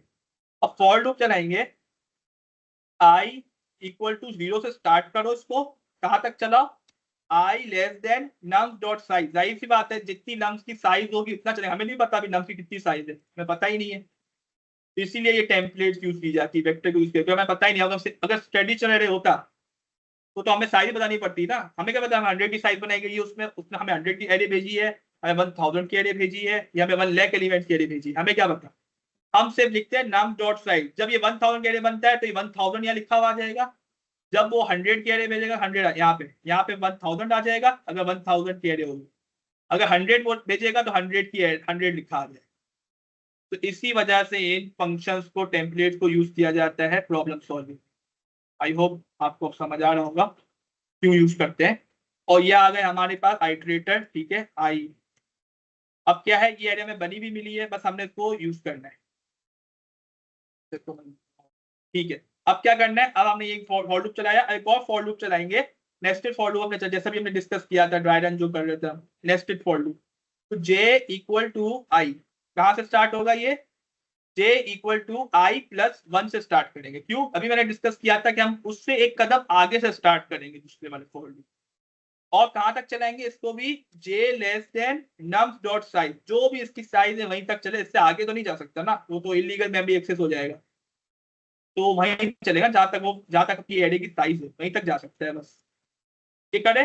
ठीक है, इफ एक कंडीशन लगाएंगे, क्या, नम्स नम्स एरे का नाम है आई प्लस नम्स जे। अगर नम्स आई और नम्स जे को आप प्लस करते हो डबल इक्वल टू, मैंने okay, double equal to target के आ जाता है, टारगेट के बराबर आ जाता है, तो क्या करो, टारगेट के बराबर आ जाता है। अगर नम्स आई मतलब ये जो फॉर लूप में एक इंडेक्स वाली वैल्यू, इंडेक्स जो हमें दी है उससे हमने वैल्यू को एक्सेस किया, नम्स आई लिखा, स्क्वायर ब्रैकेट लिखा ना हमने, ताकि उसकी वैल्यू को एक्सेस कर सके। अगर वो, और ये नम्स जे मतलब जे वाला जो फॉर लूप है, अंदर वाला फॉर लूप है जो इसके एक कदम आगे से स्टार्ट हुआ है, दोनों को प्लस करके चेक करेंगे क्या कि टारगेट के बराबर आ रहे हैं। अगर आ रहे हैं टारगेट के बराबर तो क्या करो, रिटर्न करो। रिटर्न क्या करो, अच्छा यहाँ के लिए हमें रिटर्न के लिए भी एक एरे में बना के रखनी पड़ेगी पहले से, ताकि हम उसको बना के पहले से रख लें, ताकि फिर हम उसको यूज कर सकें। तो हमने यहाँ एक एरे बनाएंगे वेक्टर के नाम से, ठीक है, वेक्टर डेटा टाइप की बनाएंगे, टेम्पलेट की, और यहाँ पे इंट लिखेंगे, और ये हमारा रिजल्ट है, क्या है, रिजल्ट, इसका नाम है रिजल्ट, ये हमने बना दी। ठीक है, अब आप चाहें तो इसको 2 साइज की पहले से ही बना के रख दें। अगर आप ऐसा चाहें तो ऐसा कर लें, या फिर नहीं बनाए 2 साइज की, आप इस तरीके से लिख दें, तो आप उसमें ऐड कर दीजिए, पुश बैक के जरिए ऐड कर लीजिएगा। मतलब result dot push back function को कॉल किया, और उसको मैंने क्या भेजा, इंडेक्सेस भेजेंगे आई और कौन सा इंडेक्स भेजेंगे जे, 2 इंडेक्सेस, क्योंकि दो वैल्यूज चाहिए ना, मैं 2 इंडेक्सेस की वैल्यूज चाहिए ना, मतलब 2 इंडेक्सेस चाहिए, तो इसीलिए 2 हम भेजेंगे उसको। और जे, इन 2 इंडेक्सेस से इनको ही प्लस करके, इनकी जो वैल्यू को प्लस करके टारगेट होता है, हमें इंडेक्सेस को रिटर्न करना है, हमें वैल्यू को नहीं देना। अगर वैल्यू को देना होता यहाँ नम्स आई लिखता या नम्स जे लिखता, अभी इंडेक्सेस चाहिए उसको इंडेक्सेस से गर्ज, ठीक है, ये कर दिया हमने, और फिर यहाँ पे रिटर्न कर देगा, काम हो गया। और ये हमें गारंटी मिल रही कि एक बार तो वो आएगा ही, तो यहाँ पे वो रिटर्न कर देगा जैसे ही वो मिलेगा उसको, तो हमें दोबारा से रिटर्न लिखने की जरूरत नहीं है। तो आई होप आप लोग को समझ आया होगा। अब इसको हम रन करके देते हैं। रन कैसे होता है, यहाँ पे रन का बटन आपको नजर आ रहा हो, आपने इसको क्लिक करना है, ठीक है। अभी टेस्ट रिजल्ट आप पे चेक कर रहे हैं, टेस्ट केसेस से जो पहले से डिफाइन किए हुए उन पे कर रहे हैं। अच्छा, इसने कुछ एरर दिया है, एरर क्या दिया, अच्छा वो हमें रिटर्न देना पड़ेगा, ठीक है। मतलब इसकी कहने का मतलब ये है कि वो C++ है ना, तो इसमें मसला ये होता है कि हमें रिटर्न देना होता है कुछ, अगर कंडीशन फॉल्स हो जाए तो उसके लिए भी आपने रिजल्ट करना होता है, रिटर्न रिजल्ट यहाँ भी लिख देते हैं, वैसे ही चलेगा नहीं, यही वाला कभी चल जाएगा, जरूरत नहीं पड़ेगी इसके चलने की। हम दोबारा इसको चलाते हैं। अब आप देख सकते हैं एक्सेप्टेड लिखा आ रहा है, रन टाइम बताते हैं कितनी देर में चला। अब केस 1 देखें आप क्या लिखा आ रहा है, 2, 7, 11, 15, ठीक है, 4 वैल्यूज हैं। तो 4 वैल्यूज हैं, ये एरे थी हमारी जो हमने फर्स्ट टेस्ट केस था अपना, जिसको हमने रन करके देखा था, हमने खुद चला के देखा था, यूज करा था मतलब के। तो क्या हो रहा था, उसको हमने जब ड्राई रन किया था तो वहां पे क्या हो रहा था, 2 और 7 को जब आप प्लस करते थे तो 9 बन जाता था। उसके इंडेक्सेस क्या है, 0 है और 1 है, तो हमारा 0, 1 आंसर आना चाहिए था, तो उसने हमें आंसर ठीक दिया। अब वो बता रहे कि आपका टारगेट आउटपुट क्या आया, 0, 1 आया। एक्सपेक्टेड क्या था कि आपका आउटपुट क्या आना चाहिए, 0, 1 ही आना चाहिए, तो हमारा आंसर बिल्कुल ठीक आया, तो उसने एक्सेप्टेड लिखा। केस 2 भी चेक किया, केस 2 क्या था, 3, 2, 4, यहाँ पे उसने चेक किया, टारगेट दिया था 6, तो आपका आंसर 1, 2 आया, एक्सपेक्टेड भी 1, 2 था। और इस तरीके से केस 3 भी चेक किया, केस 3 में क्या था, 3, 3 एरे थी और टारगेट भी 6 था, तो 0, 1 आपका आउटपुट आया, एक्सपेक्टेड भी 0, 1 था। और ये तो आपको सिर्फ 3 टेस्ट केस नजर आ रहे हैं। जब हम सबमिट करेंगे ना, अभी हम सबमिट, तो ये बहुत सारे टेस्ट केस पे चेक करेगा। ये रन करते वक्त सिर्फ जो आपके टेस्ट केस दिए गए ना पहले से, जो एग्जांपल में दिए गए, उतने ही टेस्ट केस पे देखते हैं। लेकिन जब आप सबमिट करने पे जाते हैं तो ये और ज्यादा टेस्ट केस पे दिखता है। बहुत दफा ऐसा होता है कि यहाँ पे एक्सेप्टेड लिखा आ जाते हैं, चल जाते हैं, लेकिन जैसे हम सबमिट करने पे जाते हैं तो वहाँ एरर आ जाता है, क्योंकि वो बहुत ज्यादा टेस्ट केस होते हैं ना। तो जो 3 है, अब मैं 1000 टेस्ट के ले आऊँ, कुछ हो सकता है मेरे को 2-4 टेस्ट केस पे गलत आ जाए आंसर, अगर मेरी लॉजिक ठीक नहीं होगी तो होगा। लॉजिक ठीक है आपकी, 1000 टेस्ट केस हो या 1,00,000 टेस्ट केस हो, वो चेक करने जाए आपका आंसर बिल्कुल ठीक आएगा, अगर आपकी लॉजिक ठीक है। लॉजिक में गड़बड़ है तो आपका आंसर कभी ठीक आएगा, कभी गलत आएगा, ठीक है। तो ये पॉइंट आपने ध्यान में रखना है, इसीलिए आप कोड लिखे तो हमेशा अपनी लॉजिक पे ज्यादा फोकस रखें, सब काम लॉजिक पे। अब सबमिट करते हैं हम इसको, मैं सबमिट बताया पेंडिंग कर रहा है, सब टेस्ट चला रहे, सब टेस्ट किस पे चलाया उसने, और उसने कहा सबमिटेड। रन टाइम बताया मुझे 70 मिली सेकेंड, ये आपको रन टाइम बताता है, मेमोरी बताता है कि आपकी मेमोरी कितनी फास्ट आई, कितना उसका ग्राफ बताता है कि आपके कितने लोगों ने सबमिट किया था, किसी का ये रन टाइम आ रहा, किसी की स्पेस यूज हो रही थी, किसी का रन टाइम ये यूज। अच्छा, मैं रन टाइम कम आ रहा है, क्यों आ रहा है रन टाइम, देखा मैं मेरा जो नाम प्रोफाइल है वो आगे आ रही है, शुरू में नहीं आ रही, क्योंकि ये ऑप्टिमाइज तरीका नहीं है इस प्रॉब्लम को सॉल्व करने। एक और तरीका होता है वो ऑप्टिमाइज्ड होता है, तो वो आप बाद में करिएगा, जब आप तो उसको और ज्यादा प्रॉब्लम सॉल्विंग करेंगे तो आपको फिर समझ आएगा, ठीक है। वो हैश मैप यूज करके होता है। तो 2 तरीकों से प्रॉब्लम, यही प्रॉब्लम है ना, 2 तरीकों से सॉल्व हो सकती है। तो डेटा स्ट्रक्चर का यही फायदा है, आप एक ही प्रॉब्लम को मल्टीपल वेज में सॉल्व कर सकते हो, फिर आपको चेक करना होता है उस सिनेरियो के बेस पे कौन सा वाला ज्यादा फास्ट है, ठीक है। अब ये मेरा स्पेस एफिशिएंट है, स्पेस में अच्छा दिया उसने रिजल्ट, क्योंकि मैंने अलग से कोई डेटा स्ट्रक्चर कोई मेमोरी बनाई नहीं है, अलग से यूज नहीं किया, सिर्फ मैंने रिजल्ट के लिए जो एरे बनाई थी वो की है। अगर कोई और एरे अलग से बनाता हूँ तो मेरी स्पेस भी कम पीछे चला जाएगा, ठीक है। रन टाइम में क्यों कम आया, क्योंकि मैंने एफिशिएंट तरीका यूज नहीं किया, इससे एक और एफिशिएंट वाला तरीका है। तो इसी तरीके से डेटा स्ट्रक्चर करने का मकसद यही होता है कि हम एक प्रॉब्लम मल्टीपल बेस में सॉल्व कर सकें, और एफिशिएंट जो ज्यादा हो उसको हम एडॉप्ट करें, ठीक है। तो आई होप आप लोग को समझ आया होगा। आज फर्स्ट क्वेश्चन हमने सॉल्व किया रिपोर्ट का।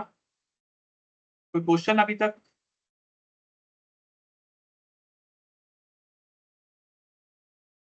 और ये भी एक पॉइंट है, यहाँ पे आप देख सकते हैं 63 out of 63 test cases pass, देखें ये 63 लिखा हुआ है, इसने 63 टेस्ट केसेस में हमारी प्रॉब्लम को टेस्ट किया है, तो ये हमारी हर टेस्ट केस में ठीक सॉल्व हुई, पास थी, ठीक है। मैं कोई क्वेश्चन आया चैट में?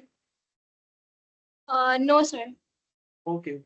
आई थिंक सबको समझ आ रहा है। हाँ, सबको समझ आ रहा है और ये लोग लाइक खुद से भी उसको प्रॉब्लम को सॉल्व करने की कोशिश कर रहे हैं ऑन चैट ना। एंड अच्छा अच्छा लाइक अच्छा अच्छा। अगर आप ग्रेट देखेंगे उसैफ ने अपनी अप्रोच बताई थी और नीचे लाइक कर रहे हैं ये लोग खुद से। ग्रेट ग्रेट, बिल्कुल बिल्कुल यही करना है। मैं भी थोड़ा देख लेता हूँ। यस बिल्कुल, यही हमने कोशिश करनी, खुद से सॉल्व करें, बिल्कुल यही चीज चाहिए कि आप खुद से प्रॉब्लम को सॉल्व करें। जैसी जैसी प्रॉब्लम आए आप एटलीस्ट ट्राई तो करें। सॉल्व हो नहीं हो ये अलग बात है, ट्राई आप लोग ने करनी है कि किस तरीके से हो रही है, क्या है, फिर क्या चीज यूज हो रही है, फिर उसको सीखें। अब देखें, ये प्रॉब्लम सॉल्विंग एक दिन का काम नहीं है कि आप करते जाएंगे उतना आप पॉलिश होते जाएंगे, इतने अच्छे होते जाएंगे। लोग तो 1 साल 6 महीने तक करते रहते हैं, वो और अच्छा होते रहते हैं और अच्छा होते रहते हैं। इसी तरीके से आप जितना करते जाएंगे उतने आप प्रॉब्लम सॉल्व करेंगे, उतने आप एक्सपर्ट बनते जाएंगे। ओके, अब हम आगे एक और प्रॉब्लम भी देखें। आई थिंक थोड़ा टाइम है, आई थिंक एक प्रॉब्लम और हो जाएगी कि अच्छा, एक प्रॉब्लम मैंने निकाल के भी रखी थी। एक मिनट, एक प्रॉब्लम थी मेरे पास, तो आप लोग को इजी समझ में आ जाए और आप सॉल्व भी कर सकते हैं।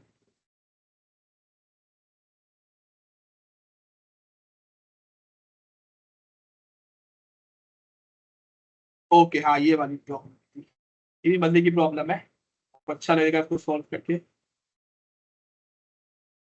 ओके, क्या प्रॉब्लम है ये, थोड़ा सा मैं जूम आउट करता हूँ। ठीक है, इस प्रॉब्लम में क्या कह रहे हैं वो, maximum count of positive integer and negative integer. आपने पॉजिटिव इंटीजर और नेगेटिव इंटीजर्स को काउंट करना है, ठीक है। तो बताने के कौन से वाले ज्यादा है, नेगेटिव ज्यादा है या पॉजिटिव ज्यादा है, फिर ये बताना है आप। आंसर में क्या बताना है, पॉजिटिव नंबर ज्यादा है या नेगेटिव नंबर ज्यादा है, पहले तो लोग काउंट करें, उसके बाद पता है कौन से वाले ज्यादा है। गिवन एन एरे नाम sorted in non decreasing order, तो हमें क्या मिल रही है, सॉर्टेड एरे मिल रही है, ठीक है। Return the maximum between the positive of number of positive integer and number of negative integer. तो आपने मैक्सिमम बताने कौन से वाले ज्यादा है, पॉजिटिव वाले आपकी एरे में ज्यादा है, एरे दी गई है उसमें पॉजिटिव नंबर ज्यादा है या नेगेटिव नंबर ज्यादा है।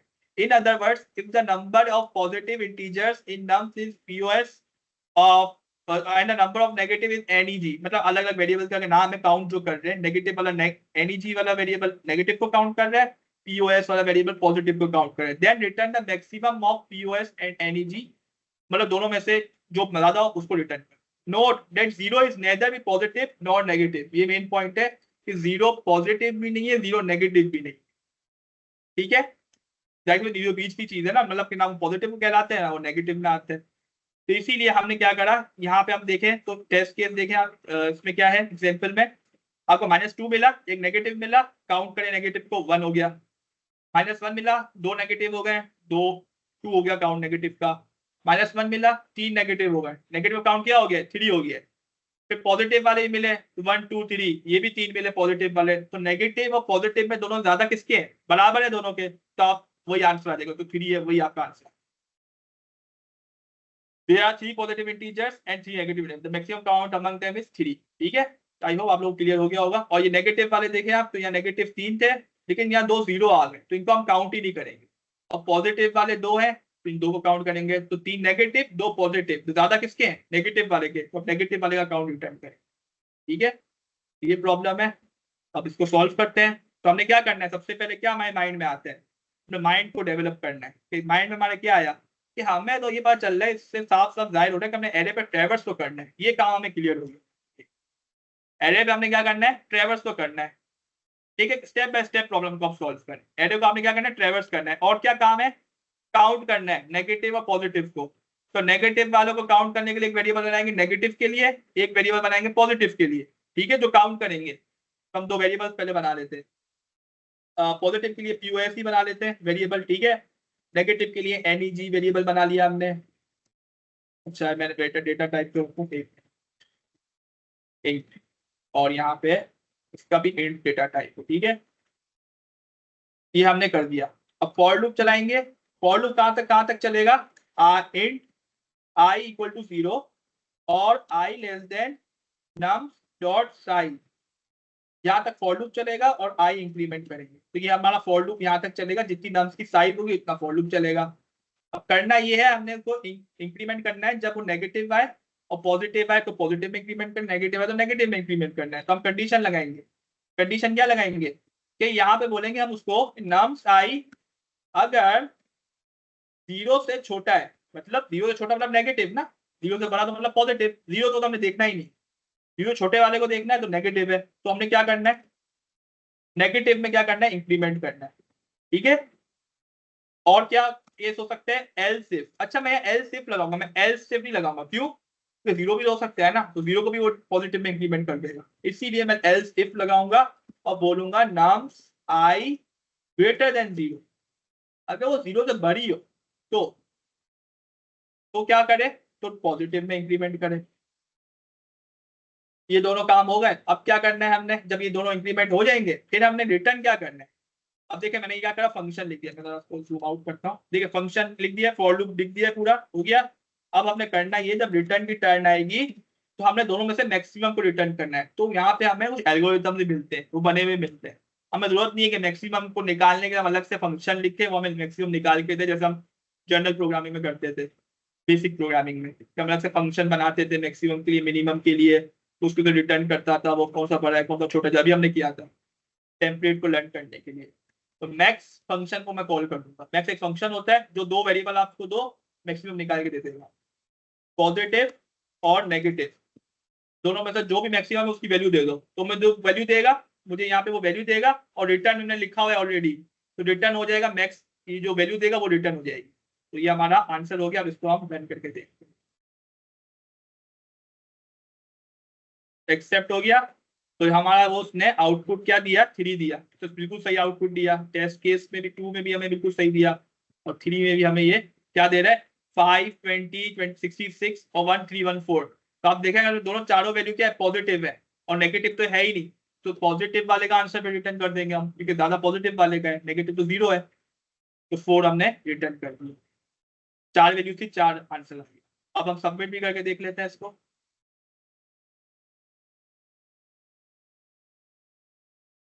तो आप देख सकते हैं सबमिट भी हो गया और रन टाइम भी इसका अच्छा आया। और बाकी ये है इसकी मेमोरी जो है वो उसने बताई कि यहाँ पे 42%, मतलब ये ऊपर से ऐसे बताते हैं, मतलब कि जरूरी नहीं है कि ये बिल्कुल ठीक बताए, ये बस अंदाजे से बताता है, मतलब कि वो कभी ज्यादा बताता है कभी कम बताता है, इस पर आप डिपेंड नहीं कीजिएगा, आप बस अपने एल्गोरिथम को देखिएगा। अच्छा यहाँ पे एक टूल होता है एनालाइज कॉम्प्लेक्सिटी। अगर आपको टाइम कॉम्प्लेक्सिटी कैलकुलेट करनी है, वैसे तो आपको खुद करनी आनी चाहिए, आपको प्रोग्राम को देख के पता चल जाए कि इसकी टाइम कॉम्प्लेक्सिटी क्या है, आपने जो सोल्यूशन बनाया है उसकी टाइम कॉम्प्लेक्सिटी क्या होगी, आपको अंदाजा होना चाहिए। वो आहिस्ता आहिस्ता आएगा, जब आप प्रॉब्लम सॉल्व करते रहेंगे ना तो आपको साथ साथ वो आता रहेगा। वैसे हमने थोड़ा डिस्कस भी किया था फर्स्ट सेशन में। तो फॉर लूप देखें आप, तो कितना टाइम चल रहा है, O of N time. N time क्या मतलब, जितना इनपुट का साइज है उतना ही ये फॉर लूप चलेगा, क्योंकि नम्स डॉट साइज तक चल रहा है ना आई हमारा, इतना ही चल रहा है, तो ओ ऑफ एन कहेंगे। तो क्या कहेंगे, ओ ऑफ एन, जितना आपका इनपुट होता है उस पर भी डिपेंड करता है आपका ये फॉर लूप। और क्या करना है हमने, ये फॉर लूप हमारा उतना चल रहा है ओ ऑफ एन, मैं क्या लिख दूं यहाँ पे इसकी जगह, इसको कितना टाइम लग रहा है चलने में, ओ ऑफ एन। और ये जो आपका रिटर्न मैक्सिमम वाला जो फंक्शन है ये कितना टाइम चल रहा है, ये ओ ऑफ 1 टाइम है, क्यों, कांस्टेंट टाइम, क्योंकि मैक्सिमम तो एक झटके में निकाल देता है ना, वो एक फंक्शन को भेजता है बस 2 वैल्यूज को, वो इनपुट पे डिपेंड ही नहीं कर रहा, आपका इनपुट पे डिपेंड ही नहीं कर रहा वो, तो वो आपका ओ ऑफ 1 टाइम में कर रहे हैं। और ये कंडीशन सब कुछ ओ ऑफ 1 में होता है, सिर्फ आपका लूप जो होता है ना वो ओ ऑफ एन या डिपेंड करता है कितनी कितनी दफा चल रहा है, तो ये नम्स और साइज तक चल रहा है, इसलिए ये ओ ऑफ एन है। स्पेस कॉम्प्लेक्सिटी क्या होगी, टाइम कॉम्प्लेक्सिटी होगी इसकी ओ ऑफ एन। स्पेस क्या होगी, स्पेस जो होगी ना इसमें ये कांस्टेंट होगी। कांस्टेंट क्यों होगी, क्योंकि हमने कोई अलग से कोई डेटा के लिए जगह नहीं बनाई है जो इनपुट पे डिपेंड कर रही हो। आपने वेरिएबल बनाया है, बात तो सही है, आपने वेरिएबल बनाया है, लेकिन ये कांस्टेंट है, मतलब कि अगर इनपुट 100 की है तो भी यही वेरिएबल इतने बनेंगे, 1000 की इनपुट होगी, 1000 की इनपुट एरे आएगी तो भी यही वेरिएबल रहेंगे। 1 लाख इनपुट की एरे आ गई, नम्स की array 1 input lakh input size की, ठीक है, 1 लाख साइज की एरे, तो भी यही 2 वेरिएबल बनेंगे हमेशा। तो इसी वजह से हमारे पास जो सेम साइज की बनते हैं हर इनपुट पे डिपेंड नहीं कर रहे, जब इनपुट डिपेंड कर रहे होते हैं ना तो हमारी टाइम कॉम्प्लेक्सिटी और स्पेस कॉम्प्लेक्सिटी चेंज होती है। अभी यही कांस्टेंट स्पेस रहेगी, तो स्पेस कॉम्प्लेक्सिटी क्या है, कांस्टेंट, टाइम है ओ ऑफ एन। तो अब यहाँ पे बटन जो आपको नजर आ रहा होगा एनालाइज कॉम्प्लेक्सिटी, तो इस पर आप क्लिक करेंगे तो टाइम कॉम्प्लेक्सिटी बताएगा, यहाँ पे टाइम कॉम्प्लेक्सिटी, तो ओ ऑफ एन आपको बता रहा है कि आपकी टाइम कॉम्प्लेक्सिटी ये आ रही है। और आप स्पेस पर पता करना चाह रहे हैं तो स्पेस वाले मेमोरी वाले पे क्वेश्चन में चले जाए, मेमोरी पे गए आप, यहाँ एनालाइज कॉम्प्लेक्सिटी भी लिखा हुआ है, यहाँ पर भी लिखा हुआ है, इस पे क्लिक करें, O ऑफ 1 पता है, कांस्टेंट आपकी स्पेस कॉम्प्लेक्सिटी, ठीक है। तो अगर आपको समझ नहीं है, आपको कंफर्म करने के आपने सही निकाली है नहीं निकाली, तो आप इससे कंफर्म भी कर सकते हैं, ठीक है, कि आपने एल्गोरिथम की कॉम्प्लेक्सिटी सही निकाली है या नहीं निकाली। तो आपका इस तरह से ये भी आप सीख जाएंगे सही निकालना। आई होप अब तक क्लियर हो गया होगा। सर और क्या करना है, और क्वेश्चन पे जाना है कि पार्टिसिपेंट तो क्या है? सर एक क्वेश्चन अगर और हो जाए, बिकॉज आई गेस अभी हमारे पास है थोड़ा सा टाइम, ओके ओके तो और ठीक बंदे है। इंटरेस्टेड हैं, ये खुद से अब कमेंट पे अच्छा बोल रहे हैं कि वन मोर, वरना बोलते अच्छा हैं अच्छा। थक गए। हाँ वरना वो यही बोलते थे, वो फ्रस्ट्रेट हो जाती है, मतलब थ्योरी ज्यादा होती है तो इस वजह से थोड़ा हो जाता है, सही बात। ठीक है अब हम एक और क्वेश्चन पे चलते हैं। हाँ बेटा मैं क्वेश्चन निकालता हूँ। एक ये वाला क्वेश्चन है, ये भी इंटरेस्टेड है थोड़ा सा, ये थोड़ा सा चेंज आया है, ठीक है ना। अब आप लोगों को आई थिंक थोड़ा समझ आ रहा है, आपको प्रॉब्लम समझ आ रही है, अब थोड़ा सा हाँ थोड़ा सा मुश्किल, हल्का सा थोड़ा सा कॉम्प्लिकेट में जाते हैं, ठीक है। अच्छा अब क्या है, गिवन एन एरे नम, ठीक है, अब आपको एक एरे दी गई है नम्स की, we define a running sum of an array. अच्छा एक मिनट लगाओ, 2 मिनट। तो वहां पे क्या मिल रहा है हमें, तो रनिंग सम हमें मिल रहा है I equal to sum num zero num I. इसको आप रहने दें, इसको ये लाइन थोड़ी कॉम्प्लिकेटेड लगती है, ठीक है, तो अगर आपको क्लियर हो जाएगा। Return the running sum of num, ठीक है, आपने रनिंग सम निकाल के देना है इस एरे का। अब रनिंग सम क्या मतलब है यहाँ पे, इसका इस प्रॉब्लम का रनिंग सम का क्या मतलब है? रनिंग सम का मतलब ये है कि आपने जो फर्स्ट वाली, मैं जूम करता हूँ इसको,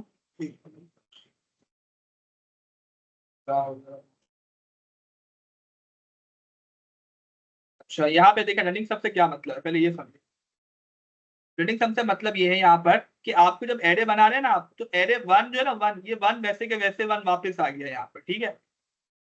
फर्स्ट वाली इंडेक्स वाली वैल्यू आपकी वैसे के वैसे दोबारा आ जाएगी। उसके बाद क्या है, टू, तो टू जो है ना, वन और टू का प्लस करके वैल्यू आ रही है, वन और टू का प्लस करें, उसके बाद जो आंसर बन रहा है ना, वो आपका सेकंड इंडेक्स पे वैल्यू आएगी, तो 3। इस तरीके से आपका जो आंसर अब आ गया है ना 3, अब यहाँ पे आ गया आपके पास 3, अब 3 और 3 को प्लस करें तो क्या बन रहा है आपके पास, 6 बन रहा है, तो यहाँ आप लिख दे 6। इस तरीके से जब यहाँ पे मैं 6 लिख दूंगा, और यहाँ से अब मुझे 4 मिल रहा है, तो 4 और 6 को जब मैं प्लस करूंगा तो बस क्या बनेगा, 10, तो यहाँ मैं लिख दूंगा 10।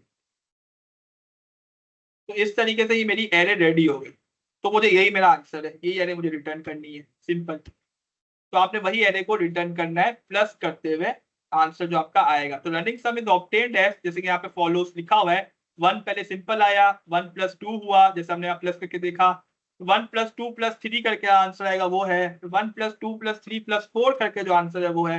इसे जितनी वैल्यूज आगे अगर ये एरे और ज्यादा होती तो फिर और वैल्यूज को प्लस करते हुए जो आपका आंसर बनता वो होता। तो इसकी जो लॉजिक होती है, लॉजिक क्या है कि आप पिछली वाली वैल्यू को इस वाली प्रेजेंट वैल्यू के साथ प्लस कर लो, इस वाली, जैसे कि आपकी एरे अगर ये है 1, मैं जरा बड़ा लिख देता हूँ यहाँ पे, 2, 3 और 4, तो ये जो वैल्यूज है ना, इनको आप प्लस करते हुए जो आपका आंसर बन रहा है ना, वो आप लिखते जाए। तो 1 है ना, तो 1 आपका ये आंसर आ गया, यहाँ पे 1 आ गया, और ये इन दोनों को प्लस कर लें तो जो आपका आंसर बन रहा है, जैसे यहाँ 3 आ गया। अब 3 आ गया, 3 को 3 से प्लस करिए, ये नहीं कि आप 3 को 2 से प्लस कर रहे हैं, ये नहीं करिएगा, 3 को 3 से प्लस करो तो आपका हो गया 6। और इस तरीके से 6 आया तो 6 और 4 को प्लस किया तो आपका हो गया 10। तो ये आपका आंसर है। इस तरीके से आप इसको सॉल्व करें। आई होप प्रॉब्लम बिल्कुल क्लियर हो गई होगी। और यहाँ पे अगर आप देखें सेकंड एग्जांपल में, तो ये थोड़ी वो है, डिफरेंट है कि इसमें क्या सब डुप्लीकेट दे दिए। तो 1 और 1 को आप प्लस करें तो क्या बनता है, 2 बनता है। पहले तो 1 ऑलरेडी ऐसे ही आ गया, 2 आया, उसके बाद 2 में अगर आप +1 करेंगे तो क्या हो जाएगा, 3 आ गया। फिर 3 में +1 करेंगे तो क्या हो जाएगा, ये वाला 1, तो इसको प्लस करें तो आप क्या हो जाएगा, 4 हो जाएगा, तो यहाँ पे 4 लिख देते हैं। और इस तरीके से यहाँ पे 5, तो इससे आपका 1 2 3 4 5 5 स्टार। आई होप सबको समझ आ गया होगा। इस प्रॉब्लम का जो सॉल्यूशन है ना, इसको बोलते हैं प्रीफिक्स टेक्निक है। पिछली प्रॉब्लम जो हमने सॉल्व की थी ना, उसको बोलते हैं 2 पॉइंटर्स, जो अभी हमने की थी ना ये वाली, एक मिनट कहाँ गई, ये वाली। ओके, तो जो अभी हमने सॉल्व की थी यहाँ पर, हाँ, टू सम वाली जो प्रॉब्लम थी हमारी, फर्स्ट प्रॉब्लम हमने भी सॉल्व की थी, उसको टू पॉइंटर्स टेक्निक कहते हैं। ठीक है, टू पॉइंटर्स मतलब आपके दो पॉइंटर्स हैं, उनको अलग अलग आइटरेट करके अपनी वैल्यू कैलकुलेशन कर, और ये है प्रीफिक्स सम टेक्निक। प्रीफिक्स सम मतलब पहले से ही सम कर करके आप रखते जा रहे हो एरे, तो प्रीफिक्स सम।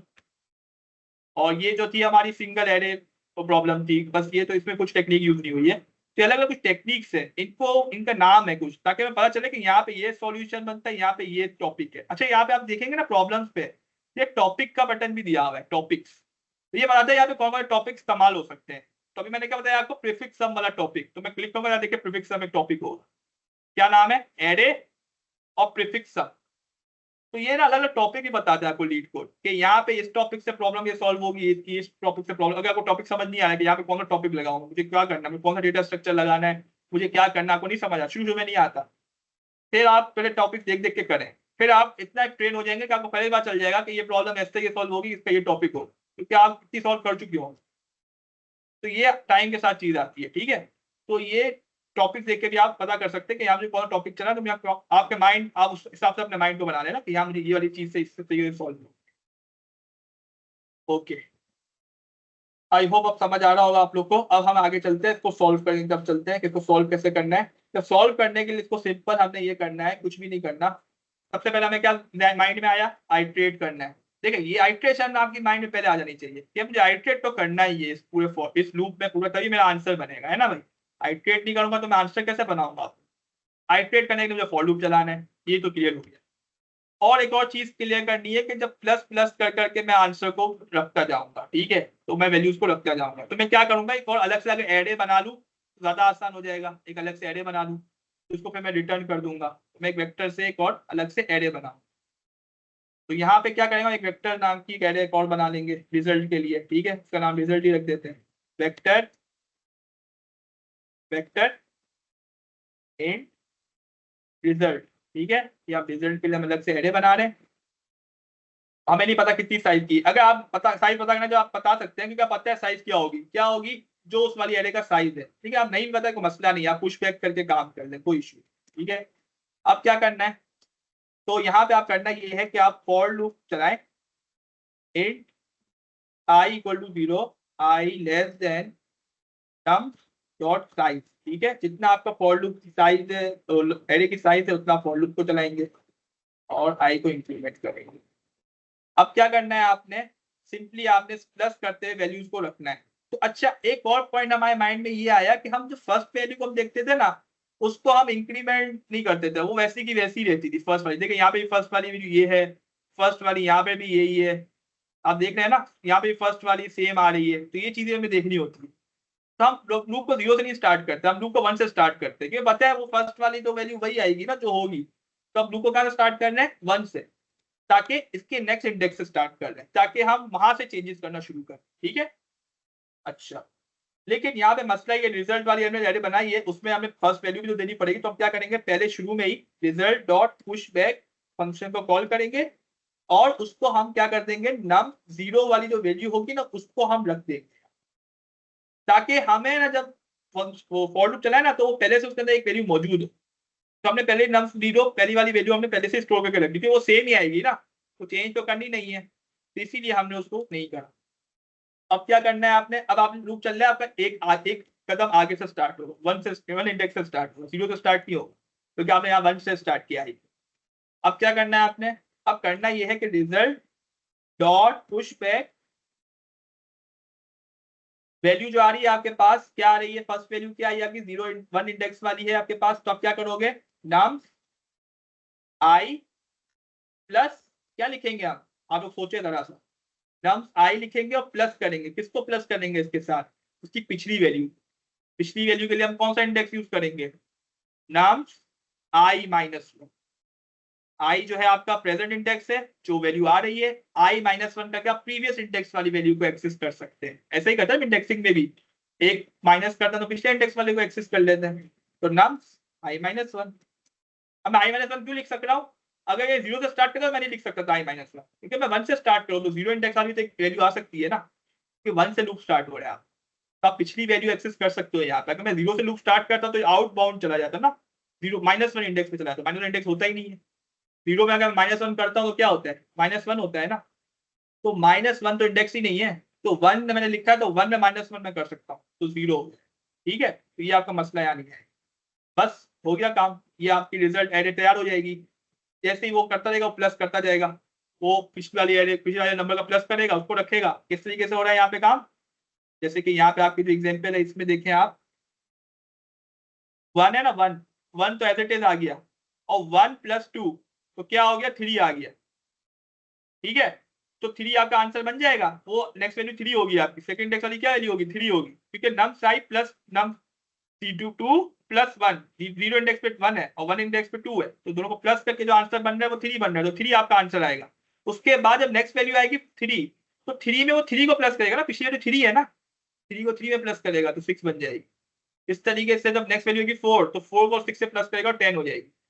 अगर अभी आप लोग समझिए तो रिकॉर्डिंग देख लीजिएगा तो आपको क्लियर हो जाएगा, अगर थोड़ा समझ नहीं आ रहा हो तो सिंपल बस यही काम हो रहा है, उसमें कुछ भी नहीं हो रहा। तो यहाँ पे अब आ गए, अब क्या है, अब क्या करना है, हमने रिटर्न करना है सिर्फ रिजल्ट, हमारी एरे रेडी है, हमने इसको क्या करा, सिर्फ रिटर्न करना, काम हो गया हमारा। तो जूम आउट करता हूँ ताकि आपको पूरा फंक्शन नजर आए। इस तरीके से हमने इतना सा फंक्शन बनाया, हमारा काम हो गया। अब हम इसको रन करके देखते हैं।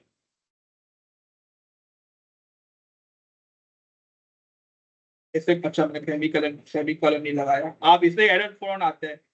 हाँ, आप जल्दी से आप रन नहीं कर सकते, थोड़ा वेट करें ना, क्योंकि ये प्लेटफॉर्म ऐसा है, इसको एक एट अ टाइम 1 करोड़ लोग यूज कर रहे होते हैं। ठीक है, तो सब प्रॉब्लम सॉल्व करने में लगे, तो जाहिर सी बात है आप बार बार रन करते हो तो उसको सर्वर पे तो रिक्वेस्ट जाती है ना, तो रन करता है, तो लिखा है आप बार बार निकल तो आप सब्सक्राइब करें उसके, एक सब्सक्रिप्शन भी होती है प्रीमियम, तो वो भी होती है, लेकिन जरूरत नहीं होती आपको लेने की, आप फ्री वाला प्लेटफॉर्म जो है इसी को इस्तेमाल करें।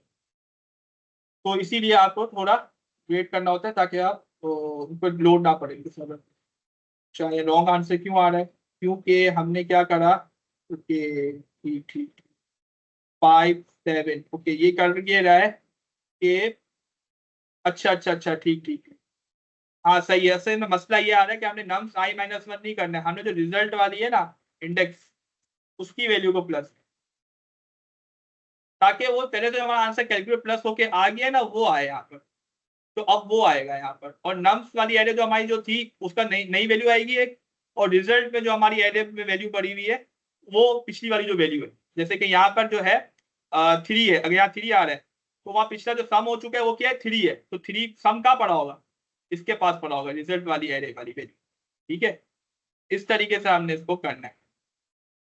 तो यहाँ पे ऐसा भी कर सकते हैं आप, यहाँ पे एक वेरिएबल बना लें आसानी के लिए, इसको इस तरीके से तो भी रन तो हो जाएगा, मैं चला के दिखा देता हूँ आप लोग को, काम तो करेगा, लेकिन थोड़ा समझने में आपको अगर समझ नहीं आ रही हो कि वर्क कर रहा है। ठीक है, लेकिन अगर आपको थोड़ा समझ नहीं आ रही हो तो आप इस तरीके से भी कर सकते हैं, एक सम नाम का वेरिएबल बना लें, सम नहीं रख सकते, सम रख दें, जो आप नाम रखना चाहें, सम भी क्योंकि वो फंक्शन ऑलरेडी एक है, तो इक्वल टू 0। ठीक है, मैं इसको रखूंगा इक्वल टू nums 0, nums 0। ठीक है, अब करेंगे ये कि nums 0 में रख दिया, इसकी वैल्यू जो भी इसकी फर्स्ट वैल्यू होगी। अब क्या करेंगे हम, सम्स हर टाइम क्या करेंगे, प्लस करते जाएंगे, किसको, nums i को। ठीक है, प्लस करते जाएंगे। अब रिजल्ट पुश बैक क्या करेंगे हम, डायरेक्ट सम्स को पुश करें, हम ये नहीं पुश करें, हम पहले से प्लस कर रहे हैं, तो ये इस तरीके से, तो आप इस तरीके से भी कर सकते हैं। इसको हम रन करके देखते हैं, आई होप ये वर्क करेगा। ओके, क्या मतलब है, सेमी कॉलन में भूल गया, तो पाइथन में काम करते हैं, पाइथन में सेमी कॉलन नहीं लगती। ओके हाँ ठीक है, क्या हुआ, सम 0 सम इक्वल टू, अच्छा मैंने डेटा टाइप ही नहीं किया,